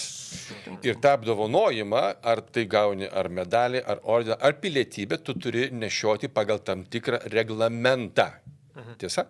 Tai jeigu tu pažemini, lygiai taip pat kaip, sakysim, apdovanojimus atėmė iš brolių Lavrinovičių, kai buvo nuteisti. Taip. Tai čia tas pats teisinė prasme man visiškai analogiškas atvejis, kad buvo atimtas apdovanojimas kaip ten medalis ar dar kažkas, kaip ženklas. Taip ir šitoje vietoje, jeigu jinai pažeidė tam tikrą moralinį valstybės kodeksą, atimamas apdovanojimas pilietybė. Ir aš nematau čia jokių problemų. Tik dar reikia pasakyti išlygą, kad jeigu tai būtų vienintelė pilietybė, Lietuva negalėtų pagal jungtinių tautų susitarimus atimti, sakykime, be piliečio negali žmogaus palikti, bet be pilietybės. Bet šiuo atveju... Matysim, šiaip sakau, jo yra teisinis, yra moralinis vertinimas, aš nebijoju, kad čia mūsų jis yra vienodas, vyksta karas ir tu turi pasirinkti pusę ir jeigu tu dalyvauji Dmitrijaus Peskovo žmonos čiuožime, tai reiškia, kad tau viskas yra su tuo okei. Būt negali. Ir labiausiai nervina ne tai, kad ten jie sudalyvavo, bet kad jie ir po to tai darė ir kaip jie tai komentavo. Ir jiems viskas yra, net jokio priekaišto, nes jie net priekaištauja tiems, kurie argumentuoja pilietybės atėmimą. Čia tik menas. Mes tik šokame vaikams. Su tokiu požiūriu, gal ir Lietuva nepraras dar vienos pilietės, jeigu atims pilietybę. Morališkai, vertybiškai. Taip teisiškai bus įdomu pasižiūrėti, jeigu prieis šitą bylą. Tai jau teisme dabar jinai yra. Jinai yra teisme. Bet kiek toli dariai, sakykime, lietuviški teismai ar yra? Ne, tai lietuviškų žiūrėkim čia, žinai, įdomu ar prieis iki konstitucinio teismo, nes ten irgi toks, Gerai, bet žodžiu, nelyskim, mes kaip teisininkai palikime teisinės diskusijas kitam kartui, palinkėsime turbūt toj gruodžio šurmuly nepamesti dalykų, kurie yra svarbiausi, nes turbūt tempas lėkimas visiems gruodį padidėjo. Taip, ir galiu iškart panonsuoti, kad kitą kartą mes greičiausiai būsime keturiese, ne? Nes mano kolega, su kuriuo aš vaidinu spektaklyje Uošvis, Mantas Bartuševičius, seka, kiekvieną laidą perklausiu, tai man tai linkėjimai nuoširdžiausi. Ir mes su Vaidotu pakalbėjome, kad ta laida greičiausiai šiemet bus paskutinė ir norėtųsi apžvelgti tuos metus ne tik dėl tų problemų ir aktualijų, kurios buvo, bet ir pažiūrėti visą tai šiek tiek linksmiau. Tai Mantas mielai sutiko, dabar derina mūsų susimatymą ir tada susimatysime čia. Beje, ir Deivis man per spektaklį prisėdom su Deiviu irgi žiūri podcastus mūsų. Turi žiauriai gerą skonį, galiu sakyti. Labai. Linkėjimai. Tai mėly žiūrovai, tikrai aš irgi esu Mantu Bartuševičiaus fanas, man patinka labai jo humoras, jo humoro stilius, labai autentiškas žmogus. Ir labai atrodo, kad labai šiltas žmogus. Ir labai pilietiškas, beje, jaunas, pilietiškas ir tikrai, jeigu tokie jauni žmonės ateis net į tą pačią valdžią, man atrodo, kad mes turim perspektyvų. Tai kiek Mantas 2034? Beje, jie galės papasakot, bet jie kartą čia buvo susėdę su savo kolegomis ir dabar aktualija, dabar vyriausybė tvirtina, tai jie sugalvojo, jeigu mes humoristai vien humoristai eitume į valdžią, tai tarkim mes jau ją iškovojom, sako, tai galvoju, kam ką pasiūlyti, tai jau jie buvo ten surašę, tai mane pagerbė vėl pasiūlydami Seimo pirmininkus, jeigu Seimo narys, Katlerį jie siūlė į premjerus, Algį greitai į krašto apsaugos ministrus, žodžiu, linksmųjų plaučių vyrukai, bet sako, mes visų neužpildytume, dalį paliktume aktorių frakcijai ir dainuotojų frakcijai. Puikus anonsas, ačiū, mėly žiūrovai, atsiųskite klausimus, ką norėtumėt paklausti, ar Arūno, ar Aurimo, ar Manto kitoje laidoje ir tikrai gražaus švenčių laukimo, nepasiduokime tam šurmuliui, kurį mus bando įtraukti ir prekybos centrai ir kiti. Ir nepirkit, ko nereikia. Iki pasimatymo kitose laidose. Ate. Gera kaina, jokios kainos. Naujiems verslo klientams nemokami europiniai pervedimai, 2% palūkanos už lėšas einamojoje sąskaitoje.